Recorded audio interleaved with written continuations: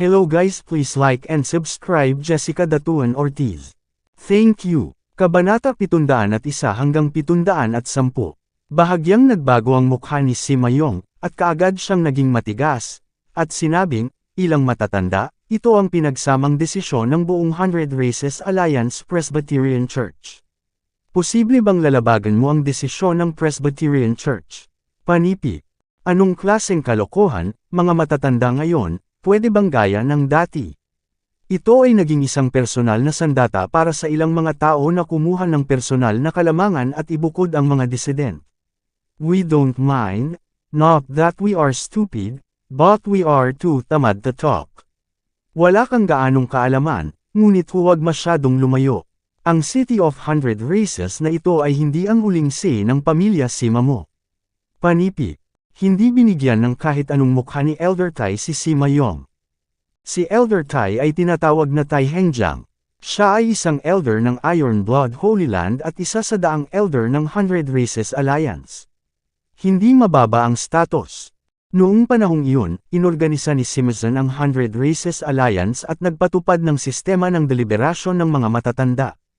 Masasabing sa maikling panahon, ang lahat ng puwersa sa profound realm of the 100 Races City ay pinagsama-sama at pinilipat sa isang lubad, kaya't ang cohesion profound realm ng bawat clan ay umabot sa sukdulan nito, at ang lakas ng pakikipaglaban nito ay nagkaroon na, umabot sa limitasyon nito. Noong panahong iyon, walang lumabag sa mga resolusyon ng Presbyterian Church, at sinubukan nilang lutisin ang mga ito. Ngunit sa kasalukuyan, ang desisyon ng Presbyterian Church ay hindi maaaring ilabas ng punong tanggapan. Kapag naipasa ang isang resolusyon, walang puwersa ang magpapatupad nito. Lahat ay lumalabag sa batas. Sa ilalim ng gayong mga kalagayan, ang autoridad ng Presbyterian Church ay bumagsak, ang resolusyon nito ay naging isang patay na sulat. Sa ngayon, gustong patayin sina Xiu, Lu Chanjian, at Suling gamit ang prestihiyosong utos ng Presbyterian Church, syempre hindi ito gumana. Nang makita ang walang hiyang mukha ni Tai Hengjiang, sinabi ni Si Mayong sa malalim na boses, kung kailangang patayin ng elder na ito ang tatlong rebelding ito. Malamig na sumangot si Tai Hengjiang at sinabing, pagkatapos ay subukan at tingnan kung magagawa mo ito. Galit na sumangot si Mayong, at sinabing, hindi pa rin naniniwala ang matandang ito na mababago mo ang langit, halika, hayaan mong ibaba ko ang lahat. Si Mayong ay umabot na sa puntong ito at hindi man lang makapunta sa Taiwan, kaya tuwirang inutusan niya ang kanyang mga nasasakupan na talunin muna si Tai Hengjiang at iba pa. At least for now, may advantage ang lakas niya. Hayaan mo akong makita kung sino ang maglakas loob na kumilos. Si Elder Tai Hengjiang ay umungal, at ang mga disipulo ng Iron Blood Holy Land ay biglang lumitaw mula sa paligid, isa-isa na nakasuot ng bakal na damit at armado ng bakal na dugong mga espada, ang aura ni Bloodfiend ay tumaas sa kalangitan. Kasabay nito, nagutos din si Elder Shu ng Xuanming, at lahat ng elite sa hukbo ng Xuanming ay nagmadali ring lumabas, nakatingin sa kanya. Para kay Elder Yu, siya ay isang Holy Land Elder ng 5 Holy Mountains. Ang lakas ng banal na lupain ng 5 banal na bundok ay maaaring may ranggo sa nangungunang 3 sa maraming mga banal na lugar. Ang kapangyarihan ng banal na lupain ay hindi maaaring maliitin. At ang mga elite na disipulo sa 5 Holy Legions ay dumagsa din sa utos ni Elder Yu. Hindi inaasahan ni Si Mayong na ang Profound League, Iron-Blooded Holy Land, at 5 Holy Lands ay nakagawa na ng napakalaking desisyon na kahit talikuran siya, paprotektahan nila ang mga alagad na ito ng mga tribong Shi, Lu, at Su. Sa sandaling ito, sa plaza, ang kapangyarihan sa mga kamay ni Si Mayong ay bumagsak sa isang ganap na kawalan. Sa kasalukuyan, si Mayong ay may pangit na mukha.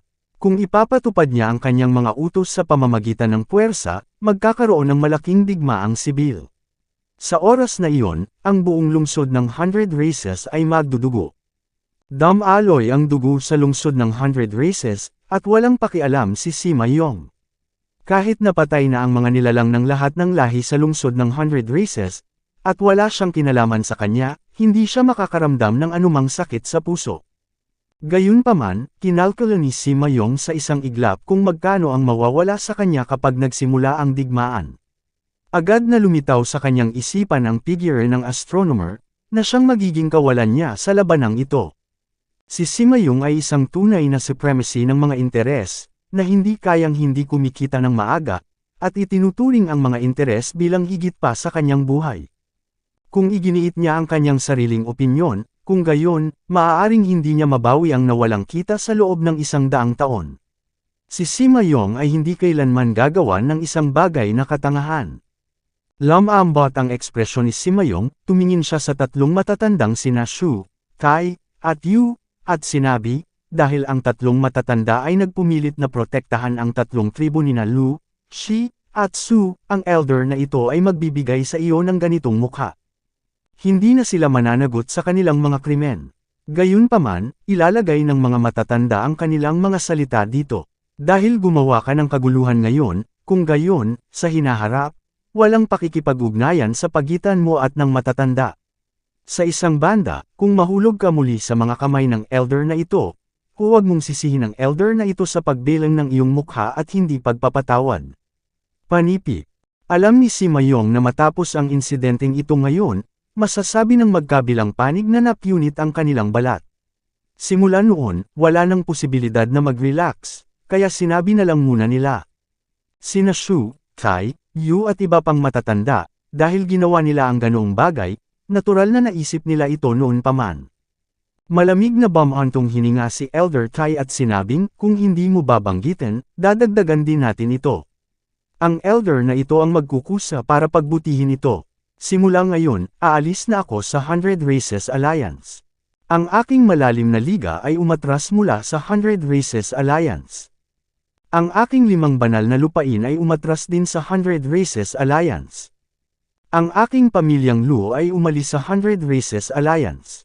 Ang aking pamilyang Shi ay umatras mula sa 100 Races Alliance.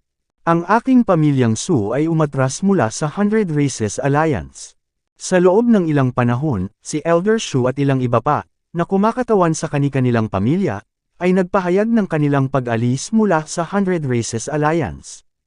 Bukod dyan, may mahigit 20 angkan, banal na lugar, o dinastiya na nag-anunsyo din na aalis sila sa 100 Clan Alliance.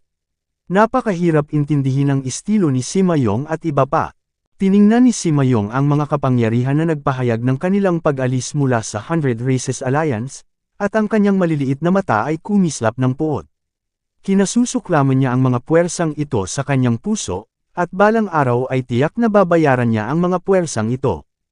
Sa wakas, pagkatapos ng araw na ito, ang buong 100 Clan Alliance ay ganap na nahati, na bumuo ng isang paksayo na pinamumunuan ng Profound League at isang paksayo na pinamumunuan ng Sima Family ng Profound Beast Continent. Gayunpaman, sa mga tuntunin ng pangkalahatang lakas, ang pamilya Sima ay mayroon pa ring malaking kalamangan. Pagkatapos ng lahat, ang ilang mga pamana na iniwan ng 100 Races Alliance ay kontrolado lahat ng Sima Family, maging ito ay mga pormasayon ng pagtatanggol sa lungsod, o mga bodega, legion, at iba pa. Mula sa 100 Races Alliance, karamihan ay tinanggap ni Simayong.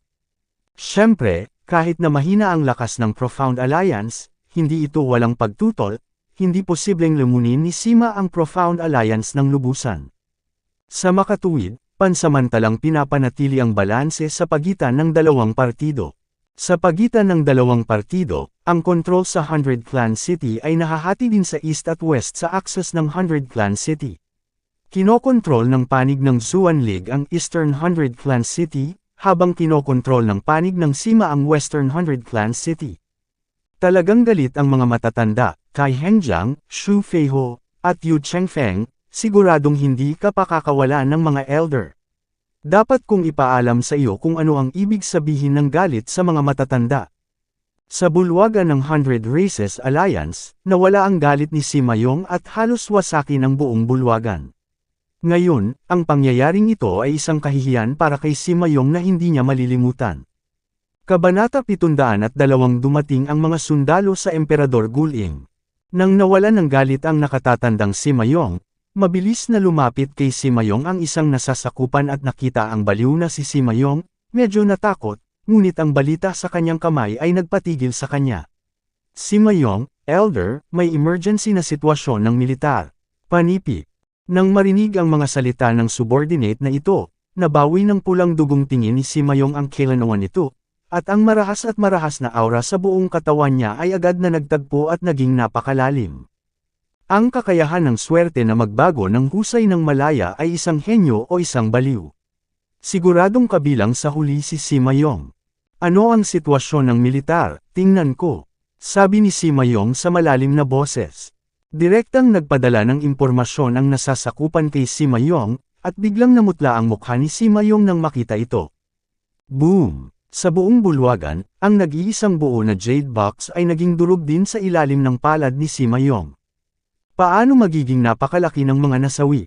Ipinagpag ni Sima Yong ang katalinuhan sa kanyang kamay at malakas na tinanong ang kanyang mga nasasakupan na hindi makapaniwala. Si Elder Hui, sa mga lahi ng dayuhan, mayroong 6 na Supermasters out of thin air. Itong 6 na Supermasters, walang makakapigil sa kanila, pagpatay sa mga lungsod at pagbabawal sa mga nayon, parang larong bata, hindi mapigilan ng ating mga tao. Panipik. Mabilis na ipinaliwanag ng subordinate na ito ang sitwasyon sa mga frontline ng detalyado. Ang 6 na Supermaster na ito ay natural na 6 na pure blood returnees.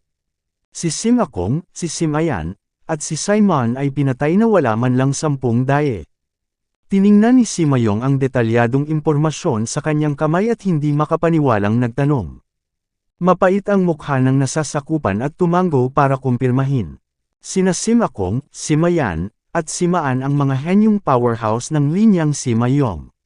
Bawat isa ay may espesyal na pangangatawan at may makapangyarihang alaga na may malakas na bloodline. Lahat sa pamilya Sima, lahat sila ay ganap na core disciples, ngunit ayon sa impormasyon, hindi nila kayang panghawakan ang nangungunang 10 trick ng mga dayuhang master. Stupid, idiot, sa tingin mo ba hindi sila tatakbo? Malakas na nagmura si Sima Yong, nanghihinayang sa kanyang puso, dahil ang mga taong ito ay mga henyong powerhouse sa kanyang linya, at ang pagkamatay ng bawat tao ay isang malaking kawalan. Gusto kong tumakas, pero hindi ako makatakas. Nakakatakot talaga ang 6 na Supermasters ng alien race. Sa ilalim ng kanilang pamumuno, ang alien army ay parang isang pagkasira, at ang aming mga kaayusan ay hindi mabata. I-click, panipik. Sinabi ng subordinate na personal niyang nakita ang 6 na superpower ng mga dayuhang lahi na kumilos. Ang ganitong uri ng kapangyarihan ay tunay na nakakatakot, at ang subordinate na ito ay natakot. Sandaling nagmuni-muni si Sima Yong, ikanaway ang kanyang kamay, at sumulat ng isang utos, na nagsasabi, ang utos na ito ay agad na ipapasa sa mga pangunahing hukbo ng ating hukbong Sima, upang agad silang umatras sa lungsod ng daang lahi. Alam ni Sima Yong na kung ang 6 na Panginoon ng lahi ng dayuhan ay sobrang nakakatakot, tiyak na hindi sila mapipigilan ng mga tropang itinalaga niya. Ang tanging paraan para gawin ito ngayon ay ang magtipid muna ng kuryente at hayaang kainin ito ng ibang mga kapangyarihan, 6 na Panginoon. Sa oras na ito, hindi lamang si Sima Yong ang nakatanggap ng impormasyon, ngunit ang Rain Clan, Xuanchen Sword Sect, Xuanhuang Temple, Xuanling Temple, at ang mga pangunahing dinastiya at mga banal na lugar ay nakatanggap ng katulad na impormasyon. Ang hukbo ng dayuhang lahi, sa ilalim ng pamumuno ng 6 na malalaking powerhouse, ay marahas na inatake ang iba't ibang lugar ng depensa sa ilalim ng Profound Realm. Ngayon, sa ilalim ng mga pag-atake ng 6 na malalaking powerhouse na ito, ang mga sistema ng depensa ng Profound Domain at 8 Lands ay natalo ng mga dayuhang lahi sa kaguluhan at gumuho. Sa kasalukuyan, ang buong Celestial Battlefield, halos 70% ng lugar, ay inookupahan ng mga dayuhang lahi, at ang iba't ibang legion ng 8 kontinente ng Profound Realm ay halos lahat ay natalo. Siyempre, may mga dahilan kung bakit masyadong malakas ang mga lahi ng dayuhan, at maraming mga legion na walang intensyon na lumaban, iniisip lamang ang tungkol sa pagpapanatili ng kanilang lakas. Sa ilalim ng pinagsamang epekto ng ilang mga kadahilanan, ang mahusay na sitwasyon ng buong larangan ng digmaan sa kalangitan ay ganap na nawala.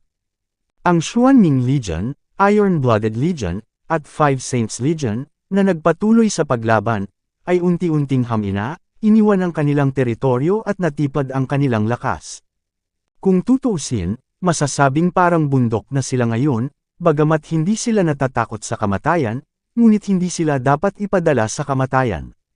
Sa pagsulong ng labanan, ang tanging mga lugar na kontrolado ng lahat ng sangkatauhan ay ang Emperor Ridge at ang Hundred Races City.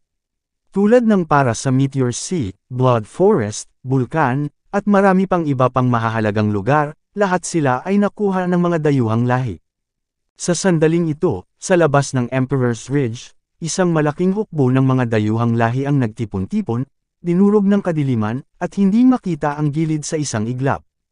Sa oras na ito, karamihan sa mga puwersa ng koalisyon ng lahat ng lahi sa Profound Region at ang 8 kontinente ay pinigilan sa 2 rehiyon ng Overthrown at Hundred Races City. Sa ibang lugar, wala ng mga legion na nabuo. Sa katunayan, kung ang lahat ng legion ng 8 kontinente ng malalim na rehiyon ay maaaring magtulungan, ang kanilang lakas ay maaaring hindi mas mahina kaysa sa mga dayuhang lahi, at maaaring wala silang kapangyarihang lumaban. Gayunpaman, ang 100 clan legions ng 8 lands of the Profound Region, sa ilalim ng pananalasa ni Simayong at iba pa, ay dumanas ng maraming pinsala mula sa swerte, at naging isang gulo ng buhangin. Sa ganitong estado, kung gaano karaming mga tao ang darating ay hindi mga kalaban ng mga puwersang dayuhan. Hindi ako takot sa mga kalaban na parang mga Diyos, ngunit sa mga kasamahan ay parang baboy. Ang pangungusap na ito ay masasabing isang tunay na paglalarawan ng iba't ibang grupong etniko sa Profound Realm. Sa kasalukuyan, sa labas ng Dig-uling, nahaharap sa panggigipit ng mga dayuhang hukbo, ang mga pangunahing legion ay nakikipagdebate pa rin, at walang pagkakaisa sa regulasyon. Iminungkahi ng ilan na iwanan ang lungsod at tumakas, bumalik sa lungsod ng Daang Karera, umaasa sa malaking hanay ng depensa ng lungsod ng Daang Karera upang labanan ang mga pag-atake ng dayuhan. Ang ilang mga tao ay nagtataguyod ng pagtitiyaga. Bagamat hindi kasing husay ng depensa ng Digaling ang lungsod ng Hundred Races, mayroon din itong ilang malalaking pormasayon ng ika-8 antas, pati na rin ang napakalakas na depensa, masaganang supply, at malaking hukbo ang pakikipaglaban sa mga dayuhan ay hindi walang pagkakataon, sa least hindi matatalo. Iminungkahi pa ng ilang legion na iwanan ang larangan ng digmaan sa kalangitan at direktang tumakas patungo sa Profound Realm. Itong Sky Battlefield, ngayon ay na-explore na ng lahat sa loob ng 2 o 3 taon, at karamihan sa mga lugar na may pagkakataong bisitahin ay wala na masyadong atraksyon. Sa ngayon, sa Dig-uling, sunod-sunod na ang lahat ng uri ng pag-aaway, at mas buhay pa ito kaysa sa palengke ng gulay, at ang kalabang pangkat naman, iilan lang ang humaharap dito. Sa ngayon, sa labas ng Dig-uling, nagtipon-tipon dito ang 6 na pureblood na bumalik. Dati, pinamunuan nilang lahat ang sarili nilang puwersa, inaatake at dinamsam ang mga depensa ng Profound Realm. Ngayon, natapos na nila ang kanilang mga rewards, at isa-isa silang natanggal. Ngayon, hanggat ang 2 pinakakritikal na lugar sa Dig-uling at Hundred Race City ay naalis na, ang Sky Battlefield na ito ay ganap na mapapabilang sa kanilang dayuhan na lahi. Hanggat ang larangan ng digmaan sa kalangitan ay nasa iyong mga kamay, ang pagkawasak ng malalim na kaharian ay nalalapit. Sa sandaling ito, kung ito man ay 12 Rofeng, Shugo, Zefengdo, Blood Scythe, Xiao Aotian, Yin Jiuzo, lahat sila ay walang prinsipyong inilabas ang lahat ng kanilang hininga, ang hininga ng lahat, si Do Huanghuang ay parang ang momentum ay maunlad, mabangis at makapangyarihan, walang dalawa ng sabay-sabay, nakakabigla sa mga bayani.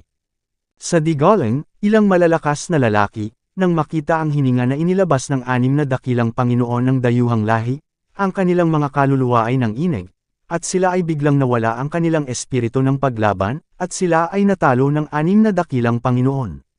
Agad na ninakawan ng momentum ang isip at nawala ang kaunting fighting spirit. Indemtal, Bahay Supreme Rebirth si #703. Supreme Rebirth Kabanata 703, Harangin at Pumatay. Na-i-publish, ika-17 ng Abril taong 2021. Nakaraan listahan ng mga nilalaman susunod. Indemtal.com, ang pinakamabilis na update para sa pinakabagong kabanata ng Respect. Kabanata 703 Pagharang. Ang 6 na Pure Bloods na bumalik ay malamig na tumingin kay Dig-uling, na nagpapakita ng isang pahiwatig ng paghamak. Kapag ang mga taong ito ay umabot na sa puntong ito, sila pa rin ang nagmamalasakit sa kanilang panloob na mga salungatan. Kung hindi dahil sa malaking formation na ito, medyo mahirap. 100,000 piling sundalo lang ang kailangan kong i-appraise. Sa isang araw, kaya kung patayin ang mga taong ito. Ang baluti ay hindi magtatagal. Malamig na sabi ni Bloodsickle. Tumango si Victor at sinabing, oo, itong ikawalong antas na mahusay na pormasayon ay talagang nagpapahintulot sa mga taong ito na mabuhay ng ilang araw pa, ngunit ilang araw lamang. Pagkaraan ng ilang araw, masisira ang malaking pormasayon, gaya ng ipinakita ng ating hukbo, tiyak na magagawa nitong walisan ang lugar na ito ng walang talo. Panipik. Sa sandaling ito, sa gitna ng mga dayuhang lahi, isang pangkat ng mga kakaibang insekto na kasing laki ng hinlalaki ang lumipad sa kawalan, na patuloy nang umunguya sa isang bagay. Sa ilalim ng kagat ng mga kakaibang insektong ito, unti-unting kumupas ang kapangyarihan ng buong hanay. Ang mga kakaibang bug na ito na kasing laki ng hinlalaki, na tinatawag na spirit eaters, ay lubhang sensitibo sa espiritual na enerhiya, at sila ang pangunahing paraan na ginagamit ng mga dayuhan upang sirain ang mga pormasayon ng tao. Ang mga lumalamon ng espiritong ito ay maaaring kumagat sa mga base ng formation, mga primeval na bato, at maging ang mga kalasag na nabuo ng mga malalaking pormasayon, at sa gayon ay sinisira ang mga malalaking pormasayon. Sa normal na mga pangyayari, kapag ang sangkatauhan ay nakatagpo ng isang dayuhang lahi gamit ang mga insektong lumalamon, tiyak na papatayin nito ang mga lumalamon na insekto sa unang pagkakataon upang maprotektahan ang kaligtasan ng malaking pormasayon. Kaya lang, ngayon sa Emperor Bone Ridge, walang martial artist ang nang-ahas na lumabas at patayin ang mga mandaragit na ito. Ang sinumang martial artist na gustong kumilos sa Devourer ay pinatay ng mga dayuhan sa unang lugar. Sa oras na ito, sa ilalim ng malaking pormasayon, mayroong daan-daang mga bangkay, lahat sila ay eksperto sa malalim na kaharian na gustong patayin ang mga espiritong uod at pinatay ng mga dayuhang lahi. Matapos makita na walang epekto, namatay siya ng walang kabuluhan, at walang sinumang dumating upang patayin muli ang mga angain ng espiritong ito. Shushasha! Umalangaw-ngaw sa pandinig ng lahat ang tunog ng Spirit Eater na nagpapaguho kay Yuan-Shi at Spirit Chi, parang death knell tolling. Alam ng lahat sa diguling na kapag nawasak ang malaking pormasayon, ang buong diguling, 10-10 milyong martial artist, ay papatayin ng mga dayuhan, kaya wala silang panahon para magdesisyon, masyadong marami. Wala akong pakialam, gusto kong umalis dito. Sa Overthrown, ang commander ng Sima Legion sa wakas ay tumigil sa pag-aalinlangan, at sa kabila ng kanyang panghihikayat, inutusan niya ang gulugad ng kanyang legion, at pagkatapos ay umatras mula sa likod ng Overthrown at direktang umatras sa lungsod ng 100 Races. Sa pangunguna ng pamilya Sima, ang iba pang mga leyon ay sunod-sunod na umatras, hindi pinapansin ang mga panghihikayat ng iba. Sa isang iglap, ang lahat ng malalaking legion sa buong Digu Ridge ay sunod-sunod na umatras, at sa huli, halos 70% ng mga legion ay umatras patungo sa Digu Ridge. Isang grupo ng magigiting na bata, tulad ng inaasahan, lahat ay nawala, gaano katawa-tawa. Si Xiao Aotian ay nagpakita ng nakakatakot na ngiti habang pinapanood ang koponan na umatras mula sa Overthrown Army. Mula sa pananaw ng dayuhan, ito ay malinaw na duwag na pag-uugali. Hindi ba tama lang ito? Ngumiti si Zifengdo at tumingin sa legion na umatras mula sa Overthrown, ipinakita ang isang mahinang ngiti sa pagsasabuatan. Tumawa din ng mahina ang 12 Rofeng, hinding-hindi akalain ng mga taong ito na umalis sila sa Digu Ridge, ngunit sumugod sa impyerno. Ha, tumawa ang ibang alien. Nanguna si Sima Kang sa oras na ito, pinamunuan ang Sima Army, at umatras patungo sa lungsod ng 100 Races na parang lumilipad. Sa sandaling ito, si Sima Kang ay naging isang takot na ibon. Hindi niya akalain na magiging napakalakas at brutal ang lahi ng dayuhan sa Sky Battlefield. Ang ilan sa kanyang mga kapatid ay namatay sa kamay ng mga dayuhan. Kung hindi lang siya mas matalino ay tumakas na siya. Mas mabilis, natatakot ako na hindi rin siya makaligtas. Ngayon ay hinahabol siya ng mga lahi ng dayuhan hanggang sa siya ay mapatalsik. Kahit na malakas ang depensa ni Digaoleng, hindi pa rin nakakaramdam ng ligtas si Sima Kang. Ang 6 na Panginoon ng dayuhang lahi, tulad ng 6 na demonyo, ay nag-iwan ng hindi maalis na bakas ng takot sa kanyang puso. Sa oras na ito, hindi nagugustuhin ni Sima Kang na makitang muli ang 6 na dayuhang lahi na ito. Gusto lang niyang bumalik sa 100 Races City sa lalong madaling panahon at lisanin ang Sky Battlefield, itong Ghost Place, hinding-hindi niya gugustuhing pumunta sa buong buhay niya. Ang mga kakayahan sa katawan ni Sima Kang ay nawasak sa sukdulan sa oras na ito, at kahit isang bahagi lamang ng kanyang bodyguard ang dinala niya. Masyadong mabagal ang napakalaking puwersa at itinapon na siya sa malayo. Tulad ng para sa iba pang mga Legion, mayroong isang malaking character na ahas. Si Sima Kang ay mabilis na papunta, nang biglang, isang malaking liwanag ang bumaril mula sa kawalan at tumama sa kanya ng malakas. Ang pag-atake na ito ay lubhang kakaiba at biglaan, nang walang kaunting senyales, inatake nito si Sima Kang sa isang iglap. Naramdaman lamang ni Sima Kang ang isang krisis na tumataas mula sa kanyang puso, at ang kanyang buhok ay tumindig. Sa kabutihang palad, siya ay isang bihirang henyo mula sa pamilya Sima. Sa kritikal na sandali, ang kanyang figure ay agad na lumipat ng libu-libong talampakan upang maiwasan ang akumulasyon na ito. Momentum suntok. Umiwas lang siya sa suntok pero hindi naiwasan ang personal guard niya. Ang lahat ng ito ay sakop ng pag-atake na ito, at lahat ng pambobomba ay tumama sa kanyang personal na bantay. Ang kanyang personal na bantay ay binubuo ng 100 tao, lahat ay mga piling alagad na maingat na pinili ng pamilya Sima. Gayunpaman, sa ilalim ng pag-ataking ito, ang 100 taong ito ay nagkaroon lamang ng oras upang sumigaw, at agad silang naging isang masa ng dugo, ambon. Agad na sumabog ang pag-atake, at ang umaapaw na pag-atake ay labis na kahanga-hanga. Kahit na naiwasan ni Sima Kang ang mga pagtatambak na pag-atake, siya ay nabura bilang isang resulta. Naramdaman na lang niya ang pag-akyat ng dugo sa buong katawan at mga laman loob. Lumipat ang 6 na full organ, at halos mabali ang mga buto sa buong katawan niya, makikita kung gaano kalakas ang suntok ngayon. Isang figure ang lumabas sa kawalan at lumitaw sa harap ni Sima Kang. Biglang kinilig si Sima Kang, nakatingin sa maladyos na figurang ito sa harapan niya. Hindi siya makapaniwala kung paano niya makikilala ang isang nakamamatay na Diyos. Ang figure na ito ay hindi ibang tao, ngunit isa sa 6 na dakilang masters ng alien race. Mukhang malabo pa ring alam ni Sima Kang ang pangalan ng taong ito na nagngangalang Shugu. Hindi alam ni Sima Kang kung bakit siya lalabas dito. Ito ay malinaw na nasa likod ng Overthrown, isang ligtas na lugar. Aabutin ng hindi bababa sa kalahating taon para dumaan ang mga dayuhan sa Overthrown at makarating dito. Ang oras ay maaaring dumaan sa Bone Emperor ang Tagaytay, na umaabot sa 10,000 milya, ay darating dito.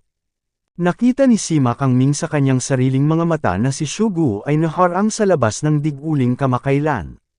Paano siya nagpakita dito? Sa ilang sandali, ang mga iniisip ni Sima Kang ay medyo napakalaki. Binigyan ko ng peking tingin si Sima Kang pero hindi niya agad pinatay. Sa kanyang mga mata, si Sima Kang ay isa ng patay, at imposibleng gumawa ng anumang mga alon. Sumunod, isang malaking lang ay biglang lumitaw sa mga kamay ni Shugu, na nagniningning na may mahalagang liwanag, at pagkatapos ay isinabot niya ang lang ay patiwarik, at isang pangkat ng mga dayuhang sundalo at mga kabayo ang biglang lumipad palabas sa lang na ito. Sa isang kisap mata, may napakaraming tao, 10 milyong tao. Sa ilang sandali, si Sima Kang ay ganap na natigilan. Kabanata 703 Pagharang. Ang 6 na pure bloods na bumalik ay malamig na tumingin kay Dig-uling, na nagpapakita ng isang pahiwatig ng paghamak. Kapag ang mga taong ito ay umabot na sa puntong ito, sila pa rin ang nagmamalasakit sa kanilang panloob na mga salungatan. Kung hindi dahil sa malaking formation na ito, medyo mahirap. 100,000 piling sundalo lang ang kailangan kong i-appraise. Sa isang araw, kaya kung patayin ang mga taong ito. Ang baluti ay hindi magtatagal. Malamig na sabi ni Bloodsickle. Tumango si Victor at sinabing, oo, itong ika-8 antas na mahusay na pormasayon ay talagang nagpapahintulot sa mga taong ito na mabuhay ng ilang araw pa, ngunit ilang araw lamang.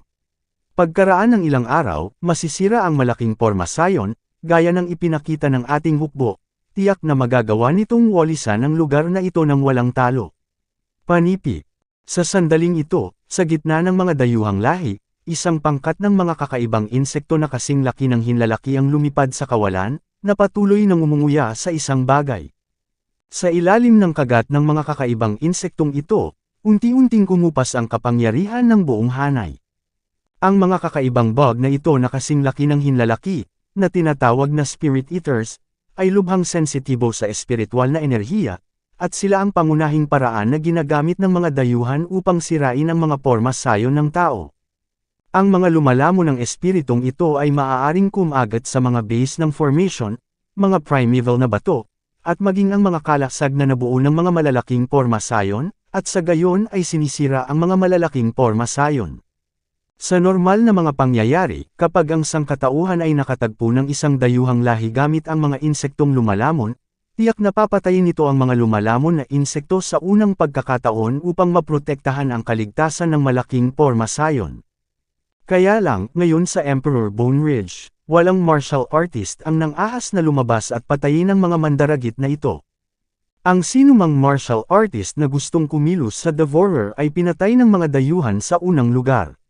Sa oras na ito, sa ilalim ng malaking porma sayon, mayroong daan-daang mga bangkay, lahat sila ay eksperto sa malalim na kaharian na gustong patayin ang mga espiritong uod at pinatay ng mga dayuhang lahi. Matapos makita na walang epekto, namatay siya ng walang kabuluhan, at walang sinumang dumating upang patayin muli ang mga ngain ng espiritong ito. Shushasha. Umalangaw-ngaw sa pandinig ng lahat ang tunog ng Spirit Eater na nagpapaguho kay Yuan Shi at Spirit Chi, parang death knell tolling. Alam ng lahat sa diguling na kapag nawasak ang malaking porma sayon, ang buong diguling, 10-10 milyong martial artist, ay papatayin ng mga dayuhan, kaya wala silang panahon para magdesisyon, masyadong marami. Wala akong pakialam, gusto kong umalis dito. Sa Overthrown, ang commander ng Sima Legion sa wakas ay tumigil sa pag-aalinlangan, at sa kabila ng kanyang panghihikayat, inutusan niya ang gulugad ng kanyang legion, at pagkatapos ay umatras mula sa likod ng Overthrown at direktang umatras sa lungsod ng 100 Races.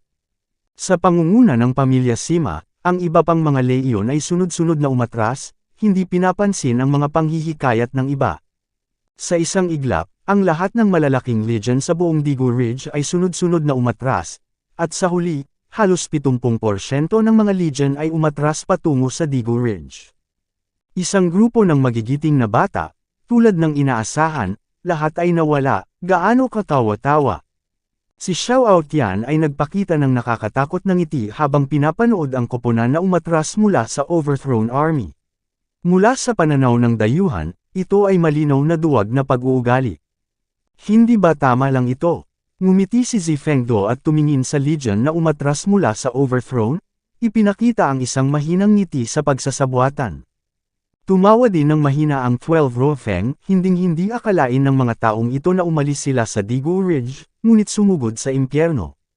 Ha, tumawa ang ibang alien. Nanguna si Sima Kang sa oras na ito, pinamunuan ng Sima Army, at umatras patungo sa lungsod ng 100 Races na parang lumilipad. Sa sandaling ito, si Sima Kang ay naging isang takot na ibon. Hindi niya akalain na magiging napakalakas at brutal ang lahi ng dayuhan sa Sky Battlefield. Ang ilan sa kanyang mga kapatid ay namatay sa kamay ng mga dayuhan. Kung hindi lang siya mas matalino ay tumakas na siya. Mas mabilis, natatakot ako na hindi rin siya makaligtas. Ngayon ay hinahabol siya ng mga lahi ng dayuhan hanggang sa siya ay mapatalsik. Kahit na malakas ang depensa ni Digaoleng, hindi pa rin nakakaramdam ng ligtas si Sima Kang. Ang 6 na Panginoon ng dayuhang lahi, tulad ng 6 na demonyo, ay nag-iwan ng hindi maalis na bakas ng takot sa kanyang puso. Sa oras na ito, hindi nagugustuhin ni Sima Kang na makitang muli ang 6 na dayuhang lahi na ito. Gusto lang niyang bumalik sa 100 Races City sa lalong madaling panahon at lisanin ang Sky Battlefield, itong ghost place, hinding-hindi niya gugustuhin pumunta sa buong buhay niya. Ang mga kakayahan sa katawan ni Sima Kang ay nawasak sa sukdulan sa oras na ito, at kahit isang bahagi lamang ng kanyang bodyguard ang dinala niya. Masyadong mabagal ang napakalaking puwersa at itinapon na siya sa malayo. Tulad ng para sa iba pang mga legion, mayroong isang malaking character na ahas. Si Sima Kang ay mabilis na papunta, nang biglang, isang malaking liwanag ang bumaril mula sa kawalan at tumama sa kanya ng malakas. Ang pag-atake na ito ay lubhang kakaiba at biglaan, nang walang kaunting senyales, inatake nito si Sima Kang sa isang iglap. Naramdaman lamang ni Sima Kang ang isang krisis na tumataas mula sa kanyang puso, at ang kanyang buhok ay tumindig. Sa kabutihang palad, siya ay isang bihirang henyo mula sa pamilya Sima. Sa kritikal na sandali, ang kanyang figure ay agad na lumipat ng libu-libong talampakan upang maiwasan ang akumulasyon na ito. Momentum suntok. Umiwas lang siya sa suntok pero hindi naiwasan ang personal guard niya. Ang lahat ng ito ay sakop ng pag-atake na ito, at lahat ng pambobomba ay tumama sa kanyang personal na bantay. Ang kanyang personal na bantay ay binubuo ng 100 tao, lahat ay mga piling alagad na maingat na pinili ng pamilya Sima. Gayunpaman, sa ilalim ng pag-ataking ito, ang 100 taong ito ay nagkaroon lamang ng oras upang sumigaw, at agad silang naging isang masa ng dugo, ambon. Agad na sumabog ang pag-atake, at ang umaapaw na pag-atake ay labis na kahanga-hanga. Kahit na naiwasan ni Sima Kang ang mga pagtatambak na pag-atake, siya ay nabura bilang isang resulta. Naramdaman na lang niya ang pag-akyat ng dugo sa buong katawan at mga laman loob. Lumipat ang 6 na full organ, at halos mabali ang mga buto sa buong katawan niya, makikita kung gaano kalakas ang suntok ngayon.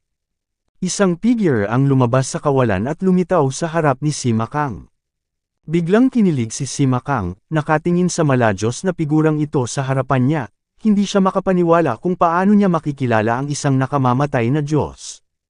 Ang figure na ito ay hindi ibang tao, ngunit isa sa 6 na dakilang masters ng alien race. Mukhang malabo pa ring alam ni Sima Kang ang pangalan ng taong ito na nagngangalang Shugu. Hindi alam ni Sima Kang kung bakit siya lalabas dito. Ito ay malinaw na nasa likod ng Overthrown, isang ligtas na lugar. Aabutin ng hindi bababa sa kalahating taon para dumaan ang mga dayuhan sa Overthrown at makarating dito. Ang oras ay maaaring dumaan sa Bone Emperor ang Tagaytay, na umaabot sa 10,000 milya, ay darating dito. Nakita ni Sima Kang Ming sa kanyang sariling mga mata na si Shugu ay naharang sa labas ng diguling kamakailan. Paano siya nagpakita dito? Sa ilang sandali, ang mga iniisip ni Sima Kang ay medyo napakalaki. Binigyan ko ng pekeng tingin si Sima Kang pero hindi niya agad pinatay. Sa kanyang mga mata, si Sima Kang ay isa ng patay, at imposibleng gumawa ng anumang mga alon. Sumunod, isang malaking lang ay biglang lumitaw sa mga kamay ni Shugu, na nagniningning na may mahalagang liwanag, at pagkatapos ay isinabot niya ang lang ay patiwarik, at isang pangkat ng mga dayuhang sundalo at mga kabayo ang biglang lumipad palabas sa lang na ito. Sa isang kisap mata, may napakaraming tao, 10 milyong tao. Sa ilang sandali, si Sima Kang ay ganap na natigilan. Kabanata 704 na bumalik sa Digu Ridge. Anong kayamanan ang kayang tumanggap ng napakaraming sundalo at kabayo? Nakita ni Sima Kang ang isang hukbo ng libu-libong dayuhang lahi, na patuloy na lumilipad palabas sa tansong lang, at sa isang kisap mata, sinakop niya ang isang malaking lugar. Imposibleng isipin na nabalian siya ng ulo. May mga kakaibang kayamanan sa mundo. Ang lang na ito ay malamang na isang pinakamataas na kayamanan. Sa kasalukuyan ay 10 milyong puwersa ng dayuhang lahi ang direktang nasa likod ng diguling, masasabing direktang pinutol nito ang koneksyon sa pagitan ng diguling at 100 Races City, na ginawang liblib na isla ang diguling. Sa kasong ito, ang Overthrown ay magiging isang Jedi, at sa malaot madali ay ita-level ng isang dayuhan na lahi. Walang pakialam si Sima Kang kung ano ang magiging kahihinatnan ni diguling. Ang iniisip lang niya ngayon ay kung paano siya makakatakas sa kalamidad na ito. Kaya lang, kung ano man ang isipin ni Sima Kang, hindi niya alam kung anong klaseng buhay ang kaya niya. Patayin. Matapos ang buong hukbo ng lahi ng dayuhan, agad na inilunsad ang pag-atake. Ang hukbo na pinamumunuan ni Sima Kang ay sinakaw sa unang pagkakataon, at nagkaroon ng kaunting pinsala sa alien army. Sa katunayan, ang mga tropa ni Sima Kang ay hindi mahina, ngunit nawala ang kanilang espiritu sa pakikipaglaban. Sa makatuwid, wala silang kapangyarihan sa pakikipaglaban, at sila ay direktang dinurog ng alien na hukbo. Tungkol naman kay Sima Kang, kinutya siya. Pagsabog. Ang hulaan na ang pagpatay kay Sima Kang ay parang pagpatay sa isang ordinaryong estudyante. Ang isang maliit na karakter tulad ni Sima Kang ay hindi man lang nagkaroon ng pagkakataon na mapabilib siya. Pagkatapos noon, nagpanggap siyang pinamunuan ang koponan at pinatay sila sa kabilang direksyon, isa-isang sinakaw ang lahat ng Legion na nakalusot palabas ng Digu Ridge. Ang mga Legion na mas maagang umatras kaysa sa overthrown ay yaong mga nawalan ng espiritu sa pakikipaglaban at sakam sa buhay at takot sa kamatayan. Gusto lang nilang tumakas pabalik sa lungsod ng 100 Races at Sumilong. Paano nila naisip na sa likod nila, sila talaga ang lilito? Ang isang malaking bilang ng mga dayuhang tropa ay biglang napatay, at halos walang gaanong pagtutol, sila ay pinatay. Nakarating ang balita sa Bezo City at agad na napabagsak. Biglang, ang buong 100 Race City at Digu Ridge ay halos ihiwalay ng mga dayuhang lahi, at ang Profound Realm at 8 Lands ay nakaranas ng hindi pa nagagawang krisis. Sa oras na ito, si Chenlei at ang iba ay walang tigil, binabagtas ang halos buong larangan ng digmaan sa kalangitan, at sa wakas ay nakarating sa paligid ng Meteorite Sea. Pagkarating sa Meteorite Sea, ibang-iba ang eksenang nakita ni Chenlei at ng iba pa kaysa bago sila umalis. Bago umalis si Chenlei at ang iba pa, ang Meteorite Sea defense line na ito ay perpekto, na may makapangyarihang mga sundalo at kabayo. Ngunit ngayon, ito ay wasak, tiwangwang at malamig, at walang kahit katiting na populasyon ng tao. Nabura na ang lahat ng mga depensang itinayo noon, iilan lang ang mga dayuhang kampo. Nag-iisang nakatayo sa Meteorite Sea, ilang alien na gwardya ang nagbabantay dito. Mabilis na pinasuko ni Chenlei ang mga gwardya na ito, at pagkatapos ay direktang ginamit ang pamamaraan ng paghahanap ng kaluluwa upang malaman ang ilang impormasyon mula sa mga espiritong tagapag-alaga na ito. Paano matatalo ang Allied Forces of the 100 Races of the Profound Region, kahit na may 6 na pure blood na tao na bumalik, dapat wala silang kapangyarihang lumaban. Medyo nalilito pa rin si Chenlei matapos malaman ang ilang balita mula sa ilang Guardian Spirit. Dapat mong malaman na ang lakas ng Profound Lands at ang 8 Lands ay hindi mahina. Sa iba pang malalaking alien battlefield, ang labanan sa pagitan ng sangkatauhan at ng alien na lahi ay nasa isang pagkapatas sa loob ng maraming taon, at walang ganoong mapangwasak na sitwasyon ng Sky Battleground. Napakaganda ng orihinal na sitwasyon, paano ito lumala sa ganoon isang punto sa loob lamang ng 2 o 3 taon. Hindi alam ng mga dayuhang gwardya na ito ang panloob na labanan sa pagitan ng mga lahi ng tao. Sa makatuwid, hindi naintindihan ni Chenlei ang totoong dahilan ng pagkatalo ng Profound Domain 100 Races Alliance. Matapos malaman ang balitang gusto niya, inalis ni Chenlei ang mga banyagang gwardya, pagkatapos ay pumunta kaagad sa Diguling. Nang dumating si Chenlei sa paligid ng Diguling, nakita niya ang hindi mabilang na puwersa ng lahi ng dayuhan at pinalibutan si Diguling. At ang diskarte ni Chenlei ay natural na nakakuha ng atensyon ng mga dayuhan. Dapat mong malaman na ang sumpa ni Chenlei sa pagsasakripisyo sa langit, tulad ng liwanag sa gabi, ay may pambihirang atraksyon sa mga dayuhan. Sa mga lahi ng dayuhan, ang ilang mga pure-blooded alien ang pinaka-sensitive, at sila ang unang nakapansin sa hitsura ni Chenlei.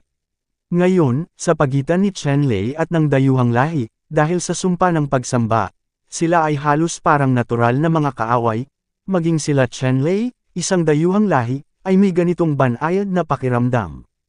Si Shugu, dahil pamilyar siya sa Void Technique, lumipad siya sa kawalan at lumitaw sa likod mismo ng Emperor Bone Ridge.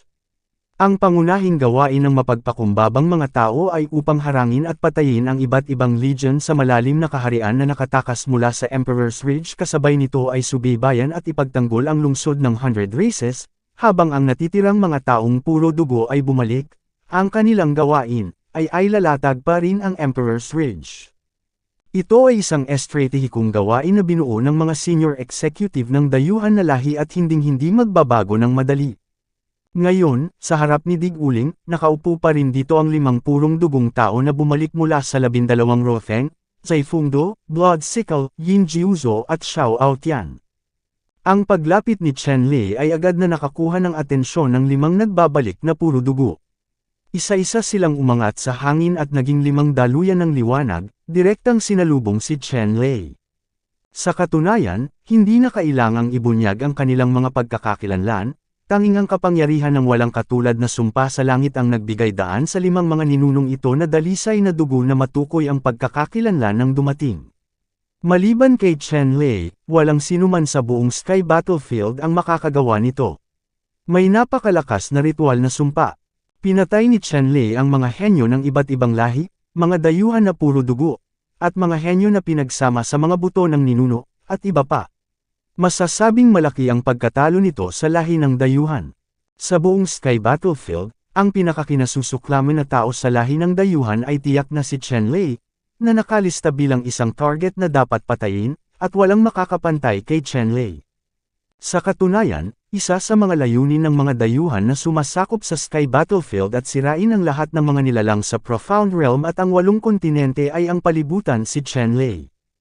Ngayong lumitaw si Chen Lei, ang 5 nagbabalik na mga ninunong dalisay na dugo ay magdadalawang isip, at agad na sumugod kay Chen Lei. Malinaw na naramdaman ni Chen Lei ang 5 malupit na paghinga, at lumundag siya.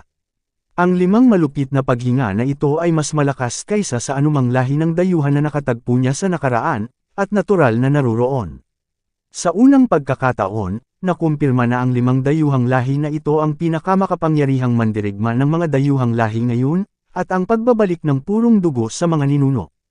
Para sa 5 pure blood na tao na bumalik para umatake, hindi agad lumaban si Chen Lei, ngunit direktang dinurog ang Lightning Void Step, lumabas sa isang hakbang, direktang dumaan sa hanay ng mga dayuhang lahi, at direktang lumitaw sa Bone Emperador sa harap ng Tagaytay.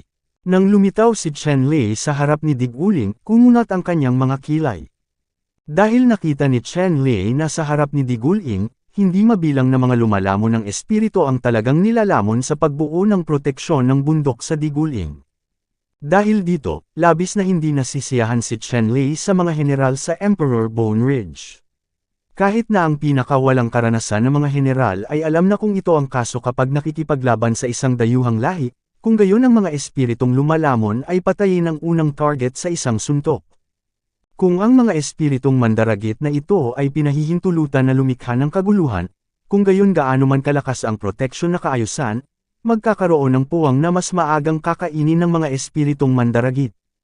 Gumalaw ang pag-iisip ni Chen Lei, at saglit, isang malaking itim na kidlat ang lumitaw sa kalangitan, at isang arko ang kumislap sa loob. Pagkatapos, daan-daang milyong kulog ang nahulog mula sa kidlat, na lahat ay tumama sa mga lumalamon ng espiritong ito. Ang mga spirit eater na ito ay tinamaan ng kidlat at isa-isang naging itim na usok. Ang kapangyarihan ng espiritong mandaragit na ito ay hindi malakas. Sa ilalim ng malawakang pag-atake ni Chen Lei, lahat sila ay ganap na napatay. Kabanata 705 Convergence. Ang 5 pure blood returnees na sumugod kay Chen Lei, nakaramdam lamang ng pagbabago-bago sa kanilang espiritual na kamalayan, at ang mga bakas ni Chen Lei ay ganap na nawala. Nang muling mahuli ang mga yapak ni Chen Lei, nagpakita na si Chen Lei sa Diguling. Sa unahan, at pinatay ang lahat ng mga lumalamon ng espiritu na pinaghirapan nilang linangin. Ito ay nagpagalit sa ilan sa mga nagbabalik na pure blood. Magkaroon ng kamalayan na napakahirap na linangin ang mga insektong kumakain ng mga insektong ito sa ilalim ng normal na mga pangyayari ay hindi madaling gamitin ang mga ito, at sa tuwing gagamitin ang mga ito, gagawin ng mahusay na pangangalaga upang maprotektahan ang kaligtasan ng mga insektong kumakain ng insekto. Gayunpaman, sa pagkakataong ito, 10,000 spirit devourers ang napatay ni Chen Lei sa isang suntok, na isang malaking kawalan para sa lahi ng dayuhan. Kung gusto mong magparami muli ng mga mandaragit na insekto, natatakot ako na hindi ito posible sa 12 o daan-daang taon. Sa katunayan, sa harap ng overthrown, mayroong daan-daang dayuhang lahi na nagbabantay at nagpoprotekta sa mga mandaragit na insektong ito. Sa kasamaang palad, masyadong mabilis ang mga kilos ni Chen Lei at napakalakas ng kanyang lakas. Ang mga dayuhan na ito ay may pananagutan sa pagprotekta sa mga mandaragit na insekto, kahit na hindi niya ito mapangalagaan, paano niya ihihiwalay ang kanyang sarili at protektahan ang mga lumalamon ng espiritong ito? Kung wala ang Spirit Eater, ang mga dayuhang lahi na ito ay gustong makalusot sa proteksyon ng Emperor Bone Ridge Formation, ito ay hindi isang bagay na magagawa sa 3 o 5 araw.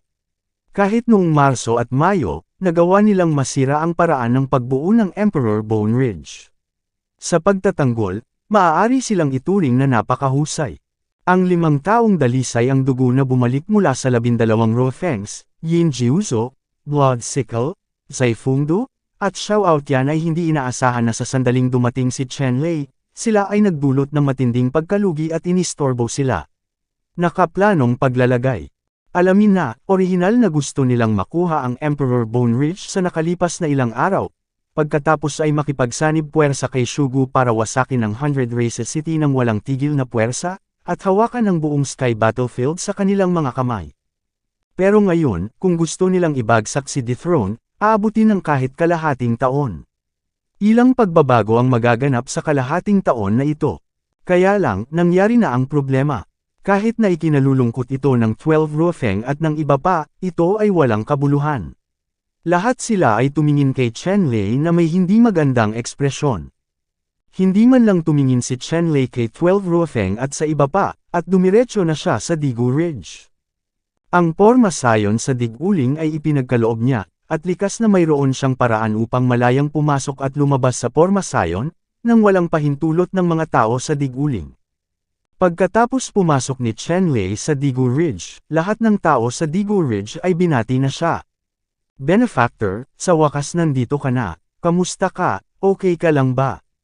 Pagkatapos pumasok ni Chen Lei sa Diguling, hindi mabilang na mga martial artist ang lumapit kay Chen Lei at masigasig na binati si Chen Lei.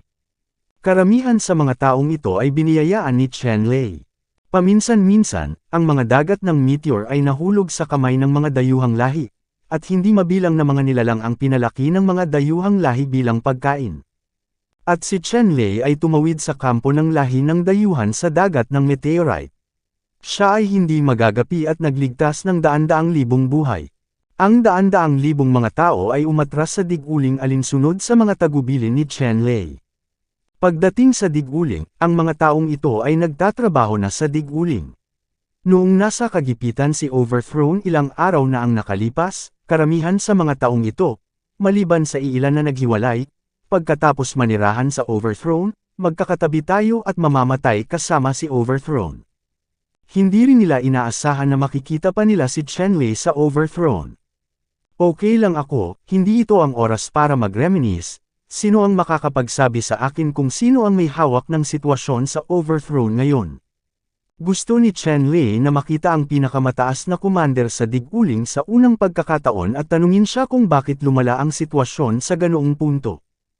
Hui Engang, ngayon ay namumuno sa sitwasyon ng Emperor Bone Ridge. Ito ay si Chu Chaochun sa Profound Spirit Hall, ang bakal na bato sa Iron Blood Holy Land, at ang Shen family, Yu family, Zuan Meng at iba pang mga pangunahing trend at magkasanib na kontrol.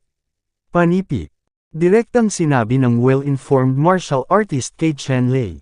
Well, ikaw pala, dalhin mo ako para makita mo agad.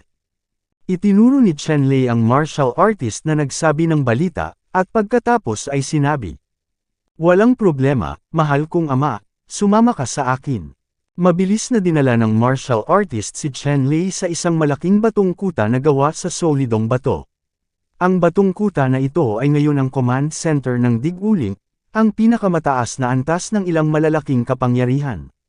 Sa loob ng kastilyong bato. Kaya lang, kahit na ang mga nangungunang commander na ito ay nagtipon, lahat sila ay nalulungkot, at malinaw na nag-aalala sila sa sitwasyong nasa harapan nila. Ngayon, natatakot ako na pagkaraan ng 3 araw, kapag sumiklab ang labanan, ang aking batong bakal at ang Jag Legion ay nakapagdesisyon na mabuhay at mamatay kasama si Emperor Bone Ridge. Hindi ko alam kung gaano karaming mabuting kaibigan ang sa tingin mo ay mayroon ako. Panipi. Sa kasalukuyan, si Tiu Wenshi ay may mabagsik na mukha, at ang kanyang mga mata ay nagniningning sa paniniwala ng kamatayan. Ni Xiao ang kanyang Jag Legion ay hindi sakam at natatakot sa kamatayan. Dahil hindi nila maprotektahan ang posisyon, mamamatay sila sa larangan ng digmaan. Kuya Wenshi, tanungin mo na kami ngayon. Hindi mo ba iniisip na ito ay isang basura? Kung natatakot tayo sa kamatayan, aalis tayo sa lungsod at tatakas. Sa kasalukuyan, maaari pa rin tayong manatili sa Emperor Bone Ridge, sa pag-alis ng buhay at kamatayan. Malakas na sabi ng isang elder mula sa pamilya Shen. Oo, hindi tayo natatakot sa kamatayan, ngunit hindi tayo maaaring mamatay ng walang kabuluhan. In terms of strength, we are not as strong as the alien race, but if we die, we will have to bite off a piece of the alien race to let them know that we are hindi madaling mabuli. Sa 5 banal na lupain, malakas ding sinabi ng isang elder na may apelyidong Yu. Oo, bigyan mo siya ng boses, kahit mamatay ka, hinding-hindi mo ipaparamdam ang mga alien. Sa silid ng pagpupulong, ilang elder lahat ang nagpahayag ng kanilang mga pananaw at sumang-ayon kay Elder Yu. Magandang salita. Sa oras na ito, direktang itinulak ni Chenlei ang pinto at pumasok. WHO. Lumingon ang isang elder, nakita ang isang taong nang ahas na pumasok sa meeting room, at malakas na nagtanong.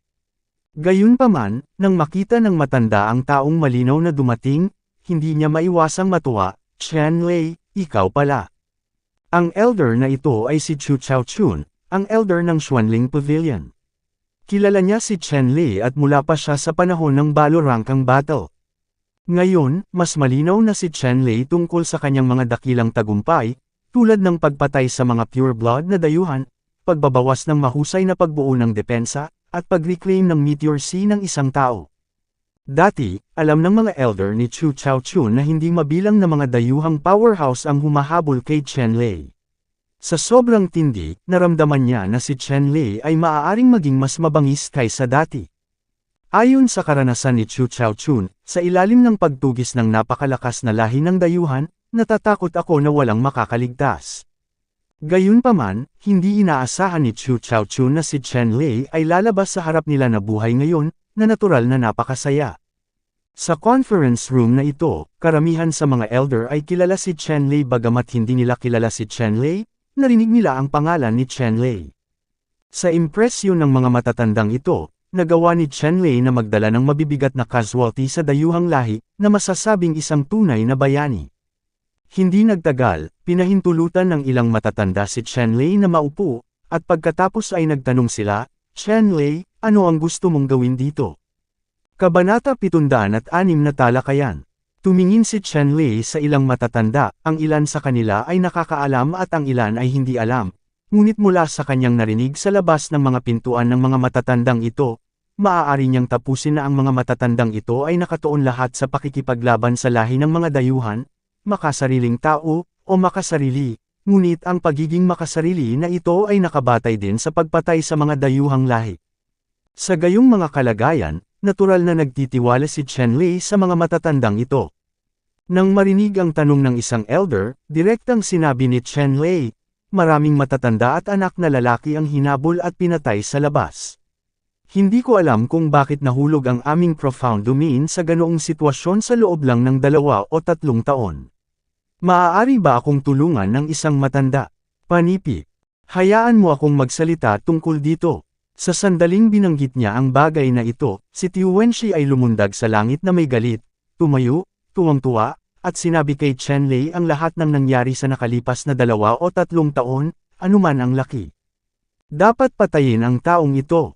Matapos makinig sa mga salita ni Tiu Wenxi, nagsimula ang galit ni Chenlei sa kanyang puso. Ang mahusay na sitwasyon ng buong Land of the Eight Profound Realms sa Sky Battlefield ay halos ganap na nawasak ni Sima Yong. Siyempre, hindi tama na sabihin yon. Bukod kay Sima Yong, mayroong 50 o 60 banal na lugar at puwersa sa antas ng dinastiya sa likod ng pagbagsak ng pangkalahatang sitwasyon ng sangkatauhan. Kung walang mga banal na lugar na ito at ang kapangyarihan ng banal na dinastiya sa likuran, imposible para kay Sima Yong na gumuho ang sitwasyon sa ganoong lawak. Gayunpaman, kung si Sima Yong ang unang demonyo, tiyak na hindi ito si Sima Yong. Hindi inaasahan ni Chenlei na magkakaroon talaga ng mga taong makasarili at makasarili sa ganoong uri ng antas. Masasabing ang alyansang ito ng daan-daang lahi ay bumangon sa kamay ni Sima Xin at natalo ni Sima Yong. Ngayon lang alam ni Chenlei kung bakit bumagsak ng ganito ang 100 Races Alliance. Sa katunayan, ang orihinal na intensyon ng 100 Races Alliance ay mabuti, ngunit masama ay masama. Walang mga mahigpit na hangganan. Isa lang itong maluwag na organisasyong alyansa. Kapag nagkaroon ng problema, mahirap ayusin, ngunit madali itong bumagsak ng mabilis. Ang dahilan ay may kaugnayan din sa maikling panahon ng pagbuo ng 100 Races Alliance. Maraming sistema, karapatan at obligasyon ang hindi pa nabubuo. Kung ang Hundred Races Alliance ay nagtatag ng isang kumpletong sistema sa loob ng isang siglo o 1,000 taon, kung gayon ay hindi magkakaroon ng ganoong kaguluhan. Sa ngayon, ang buong Hundred Races Alliance ay naging ordinaryong buhangin, at daan-daang beses na mas mahirap magtipon muli. Sa oras na ito, hindi na inisip ni Chenlei ang sakit ng ulo na ito, sa halip ay tumutok sa mga paghihirap na nasa harapan niya. Sinabi ni Chenlei, Elder Tai, dahil bumagsak na ang sitwasyon sa ganitong lawak, kailangan nating harapin ang puntong ito. Ngayon, talakayin muna natin kung paano haharapin ang agarang krisis. Tumango ang bakal na bato at nagsabi, sa ating kasalukuyang lakas, wala na akong nakikitang pagkakataong bumalik. Napag-usapan na namin ito, hanggat nasira ang overthrown, lalabanan natin ang lahi ng dayuhan. Sinabi ni Chenlei, iba pang matatanda, ano sa palagay mo? Ang iba pang matatanda ay umiling din, at nagsabi, kami ni Elder Tai ay may parehong opinyon, iyon ay isang masamang bagay. Ang mga matatandang ito ay napipilitan na ngayong magsalita ng maruruming salita. Ang mga labanan sa panahong ito ay nagpalungkot sa kanila. Sinabi ni Chenlei, dahil maraming elder ang nagbabahagi ng opinyong ito, paano ang pakikinig sa aking mungkahi? Ilang elder ang sabay-sabay na nagsabi, Chenlei, huwag mag-atubiling banggitin ang anumang mungkahi mo. Kung ito ay kapaki-pakinabang, ito ay ating tatanggapin.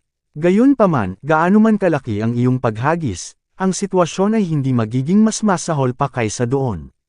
Ngayon, panipik. Totoong-totoo ang mga salita ng matatandang ito. Sinabi ni Chenlei, sa kasong ito, pag-uusapan ko muna ang tungkol sa bata. Ngayon, ang Emperor Guling na ito ay nasa kalahating taon na, kaya hindi dapat magkaroon ng anumang problema. Wait, biglang pinutol ni Elder Yu si Chenlei. Tumingin si Chenlei kay Elder Yu at sinabing, Elder Yu, may problema ba? Sinabi ni Elder Yu, Chenlei, sinabi mo lang na walang masama sa pagpupursage ni Diguling sa loob ng kalahating taon. Natatakot ako na mali ito. Natatakot ako na ang overthrow na ito ay hindi maaaring tumagal ng 3 araw at ito ay masira. Panipik. Sinabi ni Chenlei, Elder Yu, natatakot akong mali ka. Ang Emperor Bone Ridge na ito ay binabantayan ng 3 level 8 formations. Kahit na ang mga dayuhang lahi ay malakas, magiging mahirap na sakupin ang 3 ikawalong antas na ito, pagbuo sa loob ng kalahating taon. Nang panipik. Sinabi ni Elder Yu, gayunpaman, ang Alien Spirit Eater ay hindi ibinibigay ng walang bayad. Sa ilalim ng lumalamon na espiritu, itong 3 mahuhusay na porma sayon sa ikawalong antas, natatakot ako na hindi sila tatagal ng kalahating taon. Naalala lang ni Chenlei na pinatay niya ang Spirit Devourer sa labas ng malaking formation. Natatakot ako na ang matanda na ito ay wala pang natatanggap na balita. Ngumiti si Chenlei at sinabing, maraming matatanda, habang papunta rito, pinatay ko sa kamay ang lahat ng alien spirit na lumalamon. Ngayon, wala nang mananakmal ng espiritu sa labas.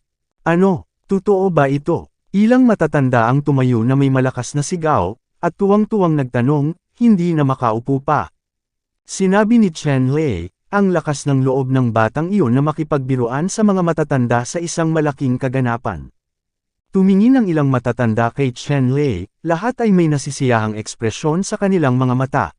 Sinabi ng isa sa mga matatanda, kung ito ang kaso, kung gayon tayo ay talagang ligtas at mayroon tayong pagkakataon na makahanap ng isa pang pagkakataon. Sunod-sunod ding tumango ang ibang matatanda. Kung ang Spirit Devouring Worm ay aalisin, ang Emperor Bone Ridge na ito ay tiyak na mabubuhay sa unang kalahati ng taon nang walang anumang problema. Sumunod, nagpatuloy si Chenlei, ilang matatanda, ayon sa sinabi mo, ang lungsod ng 100 Races ay nahahati din sa 2 bahagi, ang isa ay ang pangunahing labanan at ang isa ay ang pag-urong. Ang mga puwersang ito mula sa ating pinag-isang pangunahing labanan ay lumipat na lahat. Halika sa overthrown at labanan ng isang dayuhan na lahi hanggang sa kamatayan. Tungkol naman sa bahagi ng pag-urong ng Panginoon, iiwanan natin sila pansamantala. Ang mga taong ito ay pawang mga damo sa dingding. Kung maaari tayong manalo ng ilang magagandang laban, natatakot ako na susuportahan din tayo ng mga taong ito. Halika sa gilid na ito. Panipik. Mabuti naman. Ang pangunahing mandirigma ay hindi nasisiyahan kay Simayong at sa iba pa. Ang mga taong ito ay napupuot sa mga lahi ng dayuhan. Kapag nasa larangan na ng digmaan, kung wala ka nang sasabihin pa, tiyak na hindi sila matatakot sa kamatayan. Sabi ng Iron Elder ng Iron Blood Holy Land. Tumango si Chen Lei at nagsabi, "Oo, hinahanap namin ang mga taong ito na hindi natatakot sa kamatayan. Ayos lang, mananagot ako sa bagay na ito, at siguradong matatapos ko ang gawain." Direktang hinarap ni Elder Tiu Wenshi ang bagay na ito. Muling sinabi ni Chen Lei, "Bueno, nalutas na ang bagay na ito. Pagkatapos, sa susunod, turuan natin ang mga dayuhan na ito ng leksyon para magbigay ng inspirasyon sa moral." "Paano ko sila tuturuan ng leksyon?" tanong ng isa pang matanda. Sinulyapan ni Chen Lei ang mga matatanda at sinabing, "Maraming matatanda. Hindi ba sa tingin mo ang mga dayuhang lahi na ito ay masyadong malapit sa ating diguling?" Kabanata 707 Premonition. Masyadong malapit. Ano ang ibig sabihin nito? Matapos marinig ang mga salita ni Chen Lei, ilang elder ang medyo nalito sa sinabi ni Chen Lei. Tumingin si Chen Lei sa mga elder at sumunod na sinabi, "Ilang elder, dapat mong malaman na ang ating tatlong level 8 na Forma Sion ay hindi lamang defensive. Pinag-uusapan mo ba ang tungkol sa paggamit ng function ng pag-atake ng formation?" Pagkatapos ng paalala ni Chen Lei, ilang matatanda ang biglang nagising at naunawaan ang intensyon ni Chen Lei. Tumango si Chen Lei at sinabing, "Oo, yun lang." Naglakas loob ang mga dayuhang hukbo na lumapit sa labas ng dethrone. Ito ay kamatayan lamang. Sa sandaling ito, napakaganda ng momentum ni Chen Lei. "Oo, bakit hindi natin naisip ito?" Tinapik ni Elder Tiu Wenshi ang kanyang ulo at panunuyang sinabi. Ang isa pang matanda ay tumawa at nagsabi, "Nang palibutan ng mga dayuhang lahi ang lungsod, kami at ang iba pang paksayon ay nagtatalo lang kung otres o lalaban, at nagkagulo kami. Saan natin may isip ang ganitong uri ng integridad? Panipi." Sinabi rin ni Elder Chu Chaochun, "Oo, ang dayuhang hukbo ay nabigla. Nagpanik ang lahat at natakot. Sinong mag-iisip ng counterattack? Ito talaga ang kasalukuyang 100 Races Alliance. Natatakot siyang mapatay ng mga dayuhang lahi sa larangan ng digmaan sa kalangitan. Halos 100 mga lugar ng depensa na itinakda ng human race ang lahat ay dinuguan ng mga dayuhan, na naiwan lamang ang Emperor Bone Ridge at ang 100 Race City. Lumapit ang alien army. Ang unang naisip ng lahat ay kung paano makatakas para sa kanilang buhay. Sino bang mag-iisip na lumaban? Sa oras na ito, pagkatapos ng punto ni Chanliti, naalala na ng ilang matatanda na ang dayuhang hukbo sa sandaling ito, sa ilalim ng Bone Ridge ni Emperor Chenbing, ay ganap na sakop ng kapangyarihan ng tatlong mahuhusay na Forma Sion sa ika-8 antas. Gaya ng sinabi ni Chen Lei, ang tatlong 8th level na mahusay na Forma Sion na ito ay hindi lamang ginagamit para sa depensa, kundi pati na rin sa pagpatay sa mga kaaway. Bagamat ang kapangyarihang pumatay ng kalaban ay tiyak na hindi kasing lakas ng defensive power, tiyak na hindi ito isang bagay na madaling labanan ng lahi ng dayuhan. Hindi pa huli ang lahat, gawin natin ngayon. Natuwa ang ilang matatanda at agad na naghanda para kumilos. Sige, kumilos na tayo. Ang mga matatandang ito at si Chen Lei ay sumugod sa lugar kung saan kinokontrol nila ang gitna ng Forma Sion. Pagdating namin sa gitna ng formation, pumasok lahat si Chen Lei at ang iba pa. Maingat na sinuri ni Chen Lei ang pagpapanatili ng Formation Center. Sa kabutihang palad, ito ay tungkol sa kaligtasan ng buong Emperor's Ridge. Kahit na ang mga nais ang mga tumatakas na tropa, alam din na ang lugar na ito ang pangunahing prioridad at ang proteksyon ay napakahusay. Matapos itong suriin muli ni Chen Lei, alam niyang walang problema at maaari niya itong gamitin ng direkta. Ngayon, ang kailangan lang nating gawin ay maghanda ng sapat na Metaspar at maglunsad ng pag-atake. Ang natupok na Metaspar ay magiging napakalaking halaga. Direktang sabi ni Chen Lei sa mga matatanda. Walang problema, maghanda na tayo. Ilang matatanda ang kumilos ng hiwalay, habang si Chen Lei ay nanatili rito at nagpatuloy sa pagdebug sa Formation Center upang makita kung paano gamitin ang formation upang magdala ng pinakamaraming pinsala sa lahi ng dayuhan. Gayunpaman, pagkaraan ng ilang sandali, bumalik si Tiu Wenshi at ang iba pa sa tabi ni Chen Lei na may galit na ekspresyon. Anong mali? Nang makita si Tiwenshi at ang iba pa na lumulutang sa langit sa galit, hindi napigilan ni Chenlei na magtanong. Ito ay hindi makatwiran, ito ay hindi makatuwiran. Nang hinalughog ni Simakang at ng iba pa ang mga bodega sa Diguling at ninakawan ang lahat ng yaman nang umalis sila sa lungsod, itong mga kambing na ito, dapat ay sinampal ko na sila hanggang sa mamatay. Bastard! Si Chenlei ay natapos na makinig kay Tiwenshi at nagalit. Hindi niya inaasahan na si Simakang at ang iba ay walang mas mababang limitasyon para sa antas na ito. Ito na ang katapusan ng usapin, walang silbi ang magalit, Elder Tai. Pakilyusan kaagad ang lahat ng mga kapatid para ay ambag ang lahat ng meta-share sa iyong katawan. Ngayon na ang panahon para magambag ang lahat. Kung mamatay ka, magpatuloy ka. Walang saysay ang paggamit ng mga mythic crystal na ito. Panipi. Sabi ni Chenlei kay Elder Tiwenshi. Sinabi ni Elder Tiwenshi, iyon lang ang mayroon. Pagkatapos nito, si Tiwenshi at ilang elder ay hiwalay na kumilos at hiniling sa lahat na ilabas muna ang Metaspar, maging ang kanilang mga matatanda ay nanguna sa paglabas nito. Sa storage ring ni Chenlei, mayroon ding daan-daang milyong mga kristal na bato sa oras na ito, at kinuha niya ito ng walang pag-aalinlangan. Siyempre, nagambag din sina ni Shenran, Baimanman at iba pa ng sarili nilang mga kristal. Ang bahagi ng mga metacrystal na ito ay ginagamit upang maisaaktibo ang porma sayon upang maalis ang lahi ng dayuhan, at ang iba pang bahagi ay nakaimbak bilang mga bala at mahigpit na pinamamahalaan upang mapanatili ang operasyon ng pagbuo. Magkaroon ng kamalayan na ang tatlong 8th Order Array ay para lamang sa pang-araw-araw na operasyon, at ang paggamit ng Metaspar ay isang astronomical na numero. Napakabisa pa rin ang utos ng pagpapakilos ng ilang matatanda. Sa sandaling ito, lahat ng martial artist na naninirahan dito ay isinantibi ang buhay at kamatayan.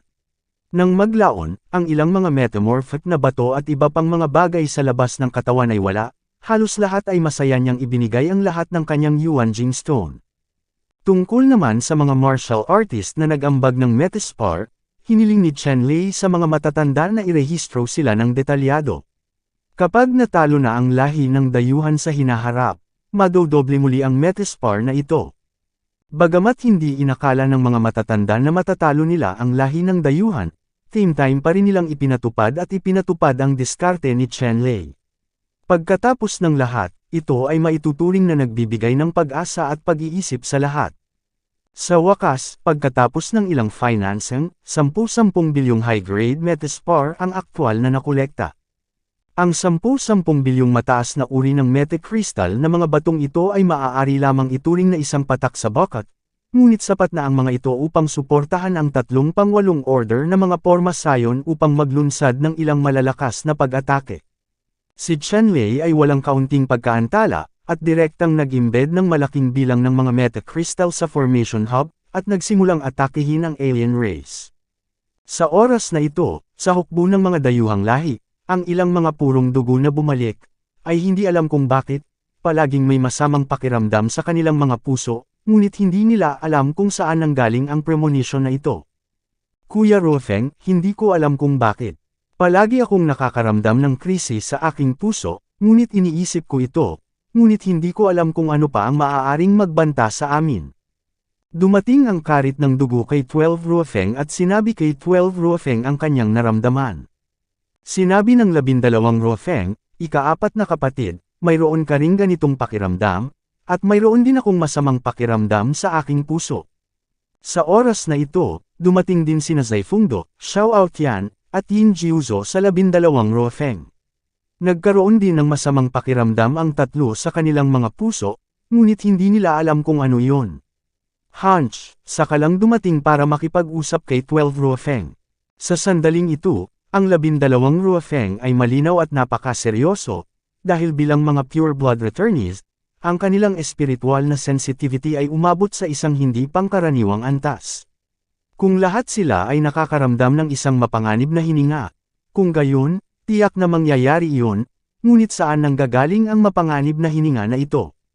Nang ang 12 Ruofeng at ang iba pa ay nag-uusap sa isa't isa, biglang, isang puwersa na nagpagulat sa mga tao, na tila nahulog mula sa langit, na dumidiin sa puso ng maraming tao. Anong nangyari? Isa-isang nagpalit ng kulay ang 12 Ruofeng at iba pa. Indemtal, Bahay Supreme Rebirth C #708. Supreme Rebirth Kabanata 708, Malakas na Suntok. Na-i-publish, 17 ng Abril taong 2021. Nakaraan listahan ng mga nilalaman susunod. Indemtal.com, ang pinakamabilis na update para sa pinakabagong kabanata ng Respect. Ang Kabanata 708 ay isang matinding dagok. Naghintay ng 5 ang 12 Rofeng, lumipad palabas ng kampo at lumabas. Sa kasalukuyan, ang buong kampo ay naging isang piraso ng impyerno ng Asura. At ang pinagmula ng paggawa ng buong kampo sa isang kultibasyon na Luo Hell ay nagmula sa Digu Ridge, mula sa labanan ng 38 antas. Sa sandaling ito, ang 38 antas na porma sayon sa Dig-uling ay nabuksan at naibalik, tulad ng 3 nakakatakot na behemoth, na naglalabas ng nanginginig at nakakatakot na aura. Ang 3 malalaking porma sayon na ito, ang isa ay madilim na lila, ang isa ay gintong pula, at ang isa ay puti ng nyebe. Ang bawat mahusay na porma sayon ay ganap na nakikita, na nakatayo sa pagitan ng langit at lupa, na nag-uugnay sa langit at lupa, alam na 10,000 milya ang taas. Sa ibabaw ng 3 malalaking porma sayon, mayroong daan-daang milyong rune na lumalangoy, at ang mga bola ng kidlat, apoy, at mga talim ng yelo ay patuloy na inilalabas mula sa 3 malalaking porma sayon. Kasama sa lokasyon ng kampo kung saan sila matatagpuan.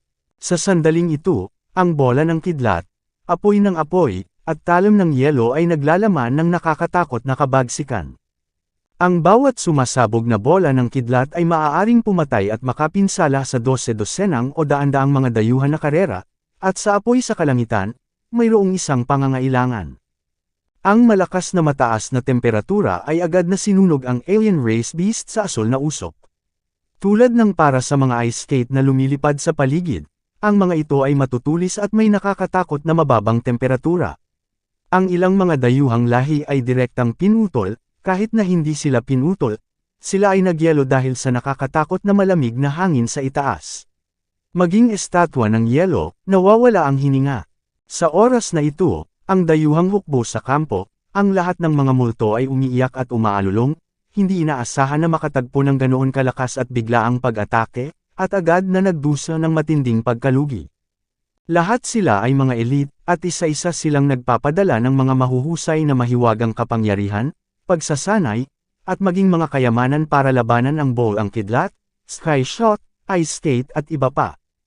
Gayunpaman, ang kapangyarihan ng mga Thunderball, Skyfire, at Ice Skate na ito ay napakahusay, at napakarami sa kanila. Kadalasan 12-dosenang daan-daang Thunderball ang sabay-sabay na sumasabog, daan-daang Skyfire ang bumagsak ng sabay-sabay, at daan-daang Ice Skate ang lumilipad ng sabay-sabay. Ang mga superimposed na layer ng kapangyarihan ay nadurudge ng sukdulan ang kamatayan, at hindi kaya ng maraming dayuhan iwasan mo. Ang mga dayuhang lahi na ito ay walang mga utos na umatras, at hindi ng ahas na personal na takasan ang kanilang mga posisyon. Sa ilang sandali, may mabibigat na nasawi, at may mga bangkay ng dayuhan sa lahat ng dako. 12 Rofeng, Blood Sickle, Yin Jiuzu, Zaifungdo, at Xiao Aotian ang nakakita sa eksenang ito, at agad na namula ang kanilang mga mata. Isa-isang bumangon sa himpapawid at naglabas ng malakas na utos, "Retreat, retreat now, withdraw from the area covered by the formation." Panipi. Nang marinig ang utos ng 12 Rofeng at ng iba pa, ang mga dayuhang tropang ito ay isa-isang lumikas patungo sa likuran, at ang lahat ng mga materyales sa kampo ay hindi pinansin, at sila ay tumakas mula sa lugar na sakop ng kapangyarihan ng porma sayon sa takot. Ang 3 tier 8 na magagandang porma sayon na ito ay mga ready-made na porma sayon na may walang limitasyong kapangyarihan at maaaring sumaklaw sa isang lugar na 10,000 milya. Ang mga dayuhang lahi na ito ay nag-iwan din ng malalaking bangkay sa proseso ng pagtakas. Sa huli, ang mga mabilis at makapangyarihang dayuhan na karera lamang ang nakatakas sa sakuna, at karamihan sa mga dayuhang tropa ay nanatili sa posisyong ito. Ang 12 Rofeng at iba pa ay umatras din sa kanilang mga pwesto kasama ng hukbo. Ang ganitong uri ng pag-atake na may all-round coverage ay hindi nakatulong maliban sa 12 Rofeng at 5 nagbabalik na Pure Bloods. Gayunpaman, ang paraan ng pagbuo nito ay hindi mahuhulaan. Kung ang porma sayon ay ganap na nakatutok sa ilan sa kanila, sila rin ay hindi ko magagarantiya na makaka-atras ako mula sa buong katawan, kaya natural na kailangan kong makaalis sa lugar na ito sa lalong madaling panahon. Matapos umatras sa isang ligtas na lugar, ang 12 Ruofeng at ang iba pa ay bumagsak sa kanilang mga noo. Sa pagkakataong ito, sa wakas ay alam na nila kung saan nanggaling ang panganib, ngunit huli na ang lahat. Hindi inaasahan ng 12 Ruofeng at ng iba pa na ang mga labi na ito sa Digu Ridge ay maglalakas loob na maglunsad ng counterattack, kaya sa pagkakataong ito ay naging pabaya sila. Higit pa rito, ang mapanirang porma sayon ni Chen Li sa pagkakataong ito ay pangunahing nakatuon sa hukbong dayuhan. Sa makatuwid, kahit na ang 12 Ruofeng at ang iba pa ay nakaramdam ng interes, hindi nila maisip kung saan nagmula ang panganib ng ilang sandali. Pagkatapos ng lahat, ang pinupuntirya ni Chen Li at ng iba pa ay hindi 12 Ruofeng at ang iba pa. Kung hindi, 12 Ruofeng at ang iba pa ay tiyak na matutukoy ang anomalya ng maaga at makatugon ng naaayon. Ang mga labi ng ibagsak ay kinatatakutan na natin. Wala silang lakas ng loob. Si Chen Li dapat ang maglakas loob na maglunsad ng counterattack laban sa atin. Isa-isang nagngangalit ang 12 Ruofeng at iba pa. Mahigit 10 araw na nilang pinaligiran si Dig-uling, at alam na alam nila kung ano ang mga labi sa Dig-uling. Malinaw na kulang sila sa tapang at tapang. Sa sandaling pumasok si Chen Li sa Digu Ridge, agad silang gumawa ng isang mapangwasak na suntok. Malinaw kung sino ang naglunsad ng pag-ataking ito. Bilangin ang aming mga pagkalugi ngayon. Ang 12 Ruofeng ay mukhang napakapangit, nakikipag-usap sa isang dayuhan na general. Ang alien general na ito ay nagmamadaling nagtungo upang gumawa ng mga istatistika. Pagkatapos ng ilang oras na istatistika, ang mukha ni 12 Ruofeng ay mahirap tingnan sa sukdulan. Sa pagkakataong ito, halos 70% ng kanilang tropa ang nawala sa kanila. 7%, ito ay isang nakakatakot na numero. Alam mo, sa pagkakataong ito, ang 12 Ruofeng at ang iba pa ay masasabing nagdala ng lahat ng tropa sa Sky Battlefield. Ganap na nilipol ang lahat ng puwersa sa Profound Domain. Masasabing, maliban sa mga kinakailangang gwardya na natitira sa base camp ng Iron Spider City, lahat ng tropa ay pinakilos nila. Gayunpaman, bago siya gumawa ng anumang kontribusyon, nawala siya ng 70% ng hukbo sa harap ng sira-sirang lungsod. Ang pagkawala ng 70% ng mga tropa ay direktang nagdulot ng malaking pagkakaiba sa lahi ng dayuhan sa sangkatauhan sa mga tuntunin ng lakas ng militar. Noong nakaraan, ang mga puwersa ng lahi ng dayuhan ang may ganap na kalamangan, at ang mga puwersa ng lahi ng tao ay nasa isang dahado. Gayunpaman, ang pagkalugi sa pagkakataong ito ay naging sanhi ng balanse ng kapangyarihan ng magkabilang partido upang mabaligtad kaagad. Ito ay pagkawala lamang ng mga tropa, at ang pagkawala ng iba pang mga materyales, estratehikong mapagkukunan, at iba pa, ay higit na hindi makalkala. Dapat mong malaman na ang mga tropang pinamunuan nila ay sunod-sunod na nakasamsam ng hindi mabilang na samsam, na lahat ay inilagay sa quarters ng mga opisyal. Gayunpaman, sa pagkakataong ito, nabura ang quarter officers at quarter squad. Ang tindi ng pagkawala sa pagkakataong ito ay nagpabatid sa mga dayuhan kung ano ang ibig sabihin ng pananakit sa puso at baga at kung ano ang ibig sabihin ng pananakit ng mga kalamnan at buto. Sa kasalukuyan, nagkaroon ng kaguluhan sa Emperor Ridge. Hindi nila inaasahan na ang mga resulta sa pagkakataong ito ay magiging napakatalino. Elder Tai, Elder Yu, Elder Shen, Elder Chu, agad kang nag-organisa ng lakas tao para linisin ang larangan ng digmaan at kolektahin ang mga samsam. Huwag mong pakakawalan itong alien na bangkay. Huwag mo silang pabayaan. Ang mga dayuhang bangkay na ito ay malalaki lahat. Panipi. Sabi ni Chen Lei kay Elder Tai at sa iba pa. Ang mga matatandang ito ay pawang mga espiritu ng tao, kaya paano nila mabibitawan ang handa na itong trepeo? Siyempre, habang nangongolekta ng mga trepeo, mahigpit din nilang ipinatupad ang mga batas militar. Ang lahat ng mga trepeo ay hindi maaaring kunin ng personal. Ipapasa lahat sa publiko. Pagkatapos makumplito ang pinag-isang pagpaparehistro, gagantimpalaan sila ng rewards at rewards, amnesty. Sa magulong panahong ito, ang mga taong ito ay dapat napigilan ng matinding parusa at batas militar upang makapagsagawa ng malakas na pagiging epektibo sa labanan, kung hindi, lahat ay lalaban para sa mga samsam, at ito ay magiging gulo. Sa bagay na ito, ilang matatanda ang likas na may positibong saloobin at lubusang sumuporta sa kanila. Kapag nalaman nilang may nagtatago ng kanilang mga pribadong parte, hindi na sila magdadalawang isip. Sa ganitong mga kalagayan, wala talagang nang ahas na lumabag sa batas militar. Ibinigay ng lahat ang mga nakolektang trepeo. Ilang sandali, nakatambak ang mga trepeo sa mga burol sa buong Emperor Ridge. Ito ang pinakaabalang bagay, Quartermaster. Ang Kabanata 708 ay isang matinding dagok. Naghintay ng 5 ang 12 Rofeng, lumipad palabas ng kampo at lumabas. Sa kasalukuyan, ang buong kampo ay naging isang piraso ng impyerno ng Asura. At ang pinagmula ng paggawa ng buong kampo sa isang kultibasyon na Luo Hell ay nagmula sa Digu Ridge, mula sa labanan ng 3 ikawalong antas. Sa sandaling ito, ang 3 pangwalong antas na porma sayon sa Dig-uling ay nabuksan at naibalik, tulad ng 3 nakakatakot na behemoth, na naglalabas ng nanginginig at nakakatakot na aura. Ang 3 malalaking porma sayon na ito, ang isa ay madilim na lila, ang isa ay gintong pula, at ang isa ay puti ng nyebe. Ang bawat mahusay na porma sayon ay ganap na nakikita, na nakatayo sa pagitan ng langit at lupa, na nag-uugnay sa langit at lupa, alam na 10,000 milya ang taas. Sa ibabaw ng 3 malalaking porma sayon, mayroong daan-daang milyong rune na lumalangoy, at ang mga bola ng kidlat, apoy, at mga talim ng yelo ay patuloy na inilalabas mula sa 3 malalaking porma sayon. Kasama sa lokasyon ng kampo kung saan sila matatagpuan.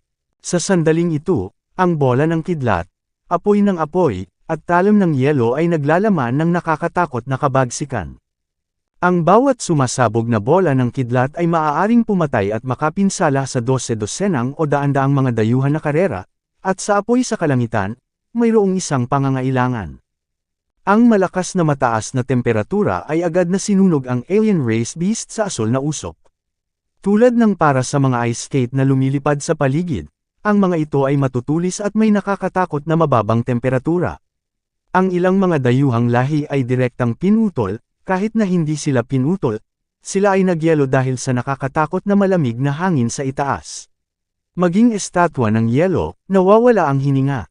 Sa oras na ito, ang dayuhang hukbo sa kampo, ang lahat ng mga multo ay umiiyak at umaalulong, hindi inaasahan na makatagpo ng ganoon kalakas at biglaang pag-atake, at agad na nagdusa ng matinding pagkalugi.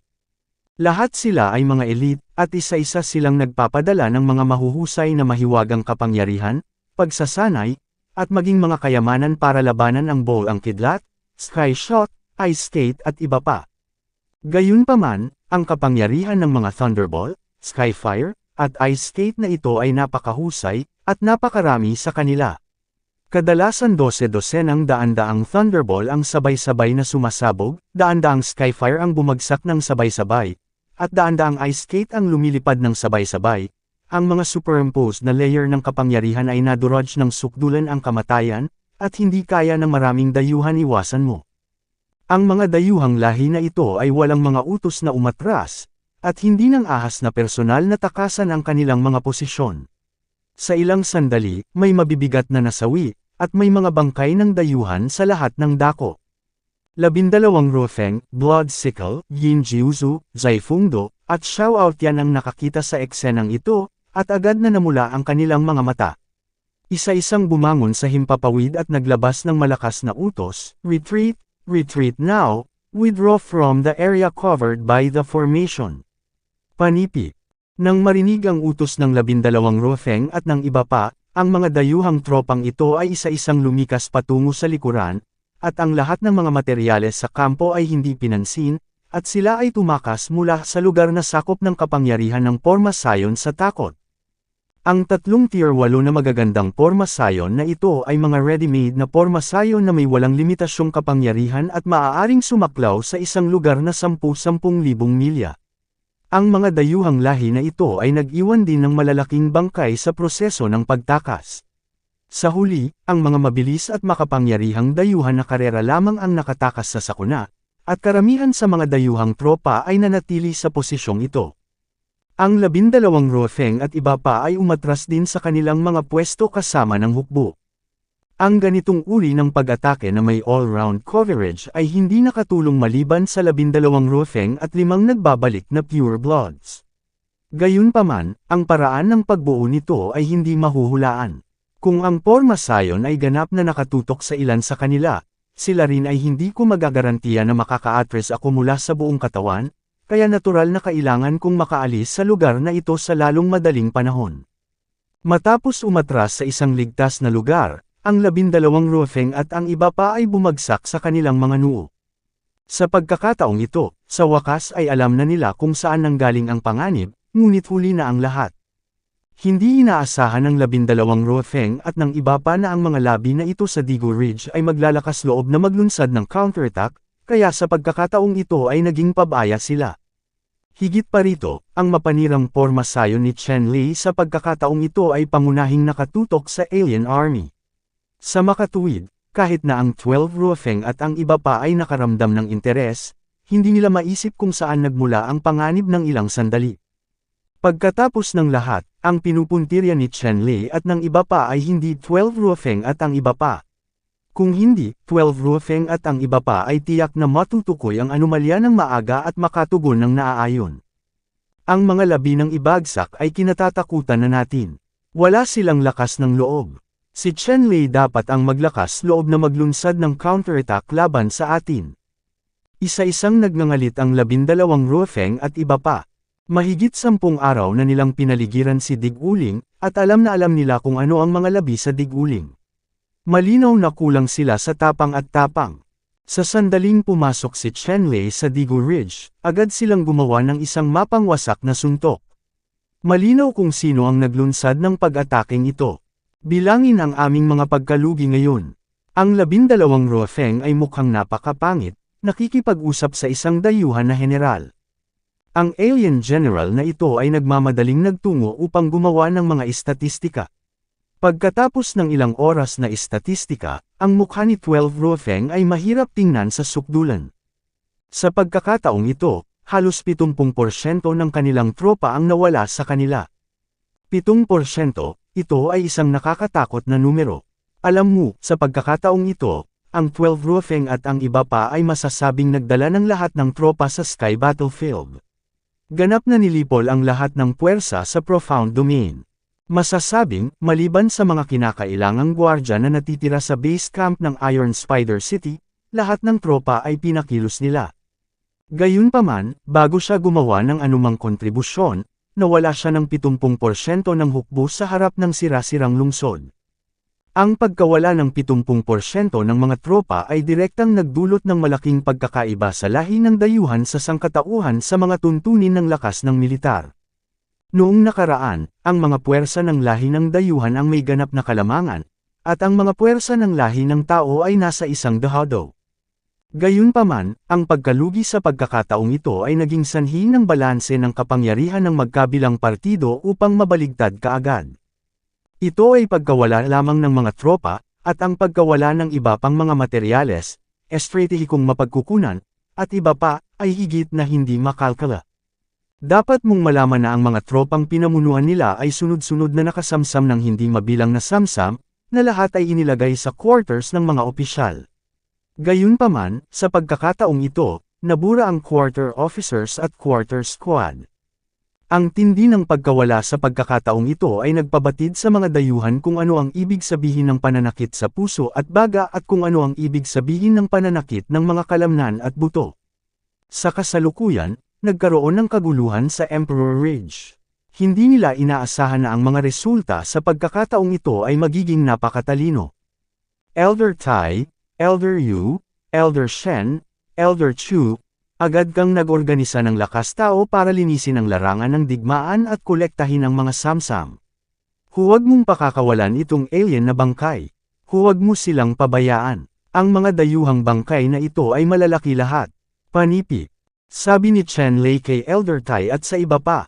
Ang mga matatandang ito ay pawang mga espiritu ng tao, kaya paano nila mabibitawan ang handa na itong trepeo? Siyempre, habang nangongolekta ng mga trepeo, mahigpit din nilang ipinatupad ang mga batas militar.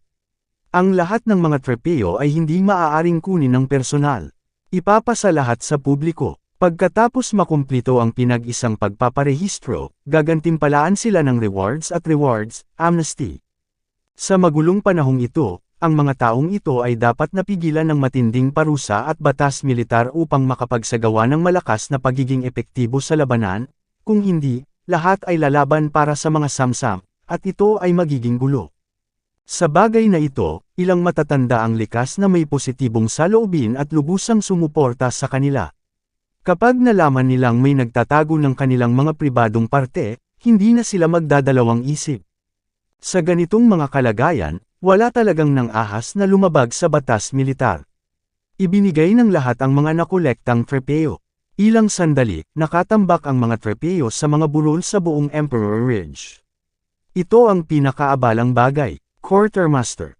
Kabanata 709. Pagkatapos ng panghuling istatistika, sa pagkakataong ito ang pagnakawan ay napakayaman. Huwag magsalita tungkol sa iba pang mga bagay, ang mga bangkay na iniwan ng mga dayuhang lahi, kung gagawing Metaspar, ay higit sa 1,000 beses kaysa sa Metaspar na naibigay ng lahat noon. Bilang karagdagan sa mga material na bangkay ng mga lahi ng dayuhan, mayroong hindi mabilang na mga Metaspar, bihira at kakaibang mga kayamanan, iba't ibang mga ores, iba't ibang mga kakaibang materyales sa pagdadalisay, iba't ibang mga kayamanan, iba't ibang sandata at iba pa. Ang quartermaster sa digalpong na ito, ang lahat ng mga mata ay pula ng dugo, araw at gabi, lahat ay nagsusumikap na mag-overtime, hinahati ang mga trepeo na ito sa mga kategorya, at inilista ang mga ito ng paisa-isa. Kung tungkol sa mga usapin na hinarap pagkatapos ng digmaan, hindi sila inisikaso ni Chenley at ng iba pa. Nakaupo sila ngayon sa Battle Conference Room, pinag-uusapan ang susunod na plano ng labanan. Sa oras na ito, hawak ni Elder Chu Chaochun ang isang kopya ng pinakabagong katalinuhan sa kanyang kamay at ipinaalam sa lahat. Lahat ng tao, may humigit kumulang 10 milyong tropa mula sa mga lahi ng dayuhan, na lumilitaw sa aming likuran. Sa ngayon, si Simakang at ang iba pang legion na lumikas kay overthrown dati ay nabura na. Ayon sa impormasyong nalaman namin, ang hukbong ito ay 10 milyon lamang o higit pa. Ang ulo ay isang hamak, dalisay na dugong ninuno ng Shu clan. Matapos magbigay ng detalyadong ulat si Elder Chu Chaochun tungkol sa impormasyong nasa kanyang mga kamay, ibinaling ng lahat ang atensyon kay Chenley. Tumingin si Chenley sa mga mata ng lahat at sinabing, "Maraming matatanda, ano ang tingin mo sa akin ng ganito?" Hindi maiwasan ni Chenley na tumingin sa mga matatandang ito, at pagkatapos ay sinabi, "Chenley, bagamat mas matanda kami ng ilang taon, wala kaming lakas ng loob. Kung hindi ka namin napabagsak, pabayaan ang isang malaking tagumpay, mahirap protektahan ang ating sarili. Confident kaming lahat, gusto mong marinig ang iyong opinyon." Panipi. Ilang matatanda ang diretsyong sinabi kay Chenley. Nakita ni Chenley na ang matanda ay talagang taos-puso, at siya ay hindi magalang, at sinabi, "Maraming matatanda, dahil ito ang kaso. Kung gayon sasabihin ko kung ano ang iniisip ko, ito ang iniisip ko, ang milyon-milyong dayuhan, mayroon ding walang kabuluhan. Dahil naglakas loob siyang sumulpat sa likuran namin, hindi na kailangang hayaan siyang makabalik ng buhay. Ako ay personal na kikilos para ma-intercept ang walang kabuluhan." Panipi. Ang mga salita ni Chenley ay nagulat sa ilang matatanda. Sa kanila, sinabi ni Chu Chaochun, "Chenley, sigurado ka ba? Alam mo, pure blood na ninuno yon." Sa kasalukuyan, alam na ng ilang matatanda ang pinagmulan at pagkakakilanlan ng 6 na alien race supermaster na ito sa pamamagitan ng iba't ibang channel ng balita. Ang 6 na taong ito ay hindi lamang mga alien na puro dugo, kundi pati na rin mga taong dalisay na dugo na bumalik na may dugong ninuno, sa isang espesyal na kapaligiran tulad ng larangan ng digmaan sa kalangitan, halos matatawag itong hindi magagapi. At least, alam ng lahat ng matatandang ito na malayo sila sa mga kalaban nitong 6 na pure blood na nagbabalik sa mga ninuno. Sa katunayan, ang 6 na pure blood returning ancestors na ito ay halos isang hindi malulutas na problema sa Profound Realm, at walang malakas na tao ang makakalaban sa pure blood returning ancestors. Dahil dito, Ang 6 na puro dugong ito na bumalik sa mga ninuno at lahi ng dayuhan ay magiging mayabang at hinding-hindi kukuha ng lahi ng tao sa kanilang paningin. Ang lakas ni Chen-Lei ay natural na hindi mahina, ngunit nang marinig niya na si Chen-Lei ay magiging isang sharpshooter at papatay ng walang kabuluhan ng mag-isa, ilang elder din ang nagsimulang mag-alala. Huwag mag-alala, natural na magkakaroon ako ng tiyak na antas ng katiyakan sa pagharap sa pagkukunwari. Sabi ni Chen-Lei sa mga matatanda. Sa katunayan, hindi big talk si Chen-Lei. Kahit na si Shugu ay isang pure-blood na ninuno, siya ay may magandang lakas. Ngunit bilang isang likas na Thunder Spirit Sacrament, siya ay nakapasok na ngayon sa ikalawang antas ng Martial Saint Realm. Ang pagsupil sa kapangyarihan ng langit at lupa sa kanya ay mayroon din ng hina ng husto, at ang mas mahalaga ay nang tumawid siya sa kalangitan, ang napakaraming makalangit na lakas ng kalamidad na ibinalik ng Lightning God na si Lotus ay lalong nagpalakas sa kanyang katawan. Sa kasalukuyan, si Chen-Lei, kung gaano siya kalakas, wala siyang detalyadong pagtatasa, ang alam lang niya kung gaano siya kalakas. Kahit puro dugong alien na kapareho ng level ay hindi makayanan ng 10 galaw sa harap niya. Siyempre, ito ay tumutukoy sa kung kailan niya inilalabas ang lahat ng kanyang lakas.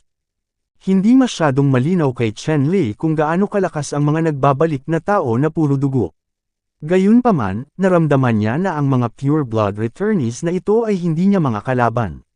Sa ganitong pag-unawa, para kay Chen-Lei, tama na. Tungkol sa pagiging 100% sigurado, si Chen-Lei ay hindi. Gayunpaman, sino ang 100% sigurado sa anumang bagay sa mundong ito?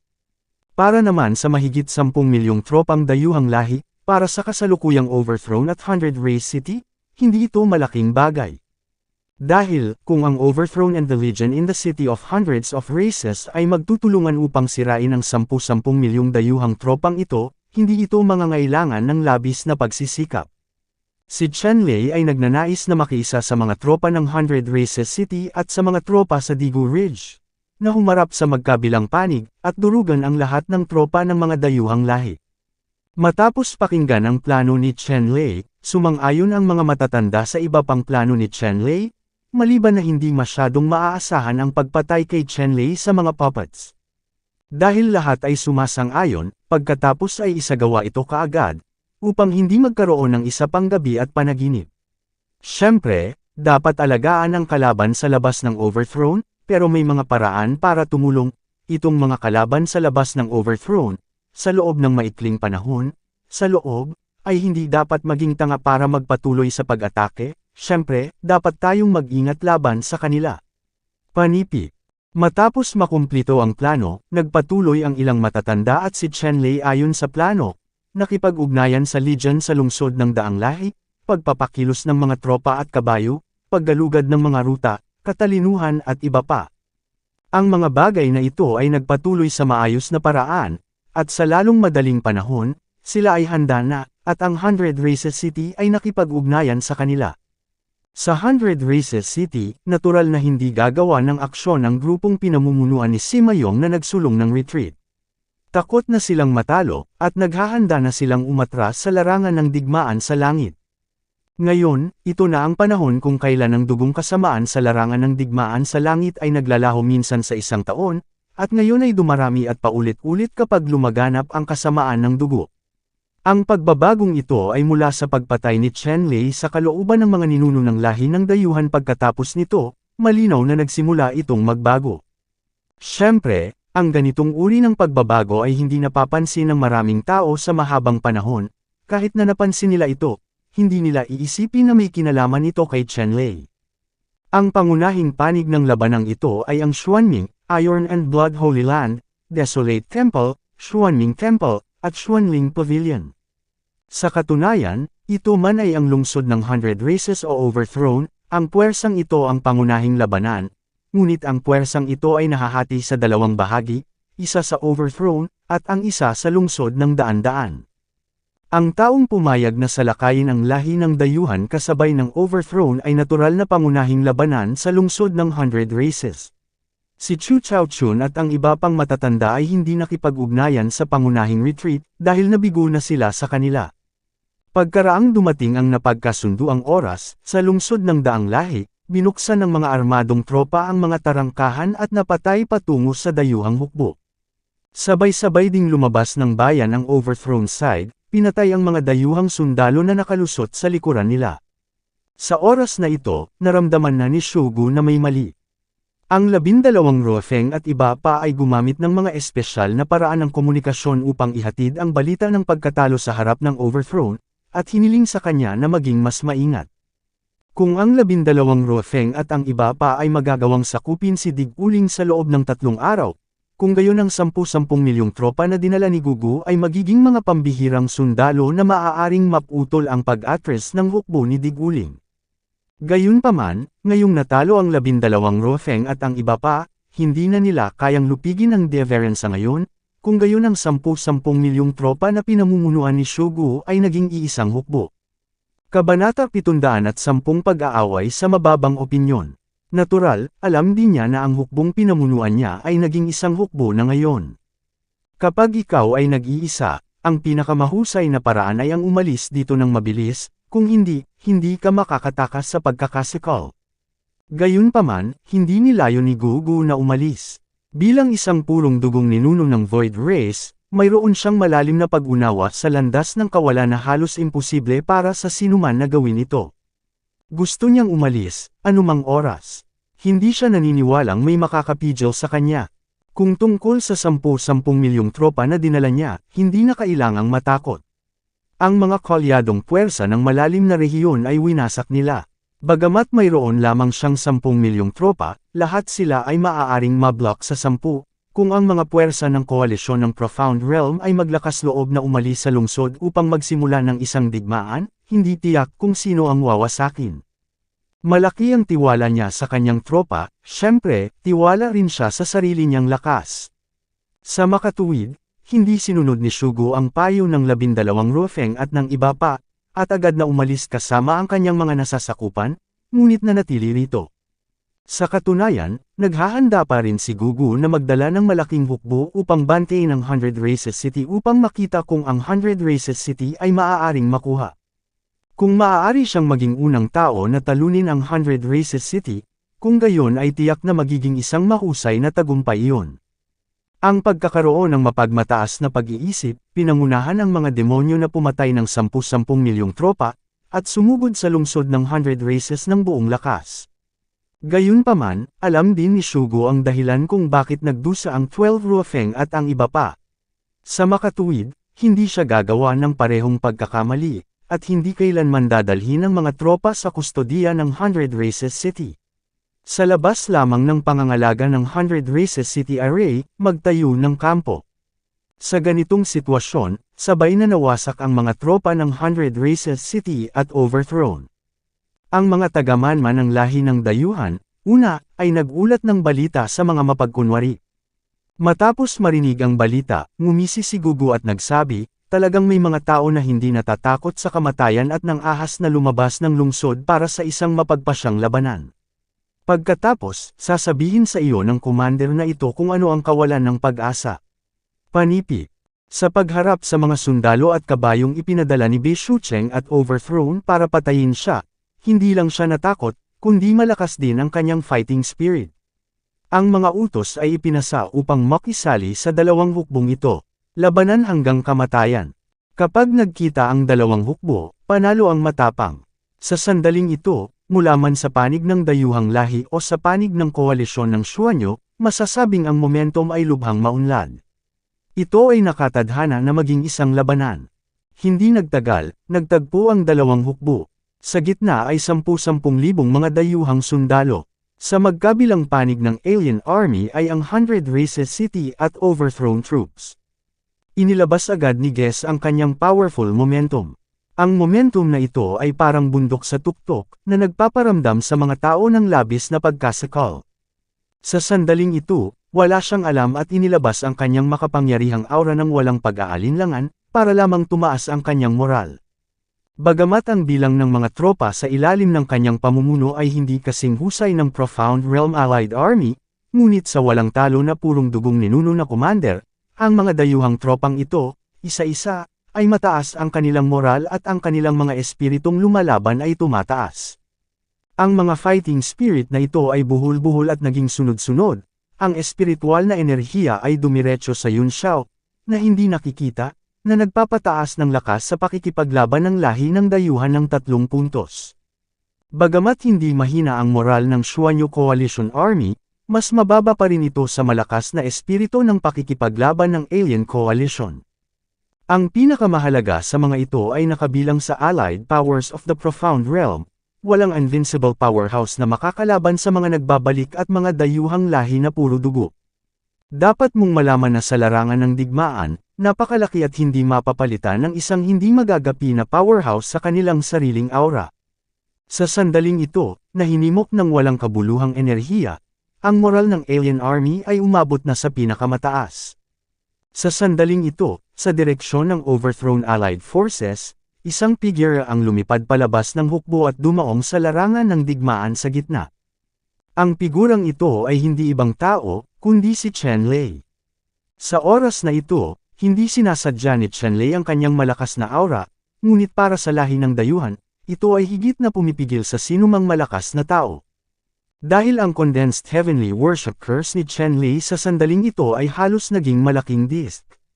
Sa sandaling ito, sa likod ni Chen Lei, ang sakripisyong sumpa sa itim at pula ay naging bilog na disk na may diameter na ilang daang metro. Ang itim at pulang usok sa itaas niya ay gamulong, nagpapadala ng hindi mabilang na mga kasawian bago ang kamatayan ay umuungol.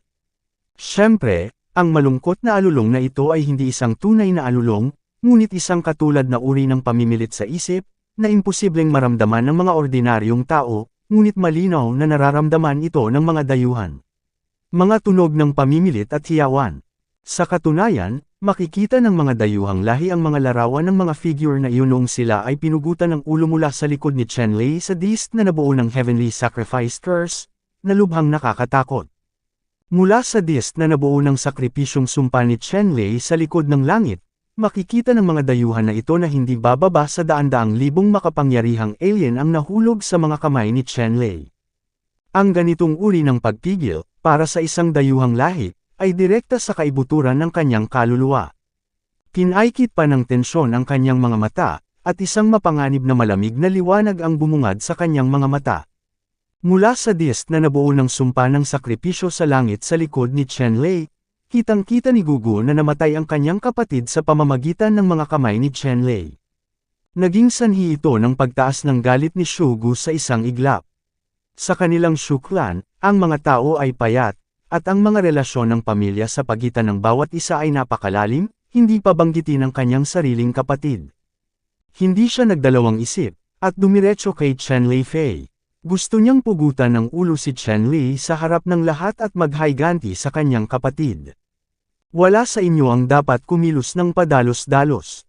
Pagkatapos kong pugutan ng ulo si Chen Lei, susundin ko ang mga utos. Ang walang kwentang tunog ay umalingaw sa buong larangan ng digmaan, at malinaw na naririnig ito ng libu-libong tropa. Tumawa din si Chen Lei, at malakas na sinabi, lahat, dahil ang kalabang general ay naghahaman, natural na wala akong dahilan para lumaban. Pagkatapos kong patayin ang mga pureblood na ito pabalik sa watawat ng lahi ng mga ninuno, papatayin natin ang lahat ng mga dayuhang sundalo. Panipik. Ang benepisyo ng mga dila ay walang kahulugan, tingnan natin kung sino ang pumatay kung sino. Nagbigay si Gugu ng malamig na inumin, naging streamer, at direktang pinatay si Chen Lei. Hindi nagpakita ng kahinaan si Chen Lei, at agad na binati ang bangin. Ang dalawa sa kanila ay mabilis na parang kidlat, at ang kanilang mga figure ay gumuhit ng mga anino sa kalaliman ng kawalan, direktang dumurog sa hangin, na gumagawa ng isang matalim na tunog ng pagsipol. Sina Chen Lei at Shugu ay magkaharap, at ang karayom ay nakatutok kay Maimang, at nagkaroon ng malakas na putok, at ang kanilang mga kamao ay tumama kay Gu. Sa isang sandali, isang malaking alon ng kapangyarihan ang umapaw, kumalat sa mga alon ng tubig, at ang nakapalibot na lupa ay tila siksik na parang sapot ng gagamba, at ang mga ulap ng usok ay tumaas sa kalangitan, na napapalibutan ng 10,000 talampakan ng kalansay ng bituin. Direktang bumagsak ng walang tunog at naging alikabok sa isang lugar na lubhang nakakagulat. Parehong naramdaman nina Chen Lei at Shugu ang malaking puwersa na nagmumula sa mga kamao ng isa't isa, halos hindi makontrol ang hugis ng kanilang katawan, at lumipad palabas. Boom! Ang dalawa sa kanila ay lumipad ng patiwarik sa loob ng 10-10 milya, sunod-sunod na tumama sa ilang matatayog na taluktok, pagkatapos ay tumigil. Pagkatapos nito, ang dalawa sa kanila ay sumugod muli sa isa't isa ng walang pag-aalinlangan, at naglunsad ng isang matinding labanan.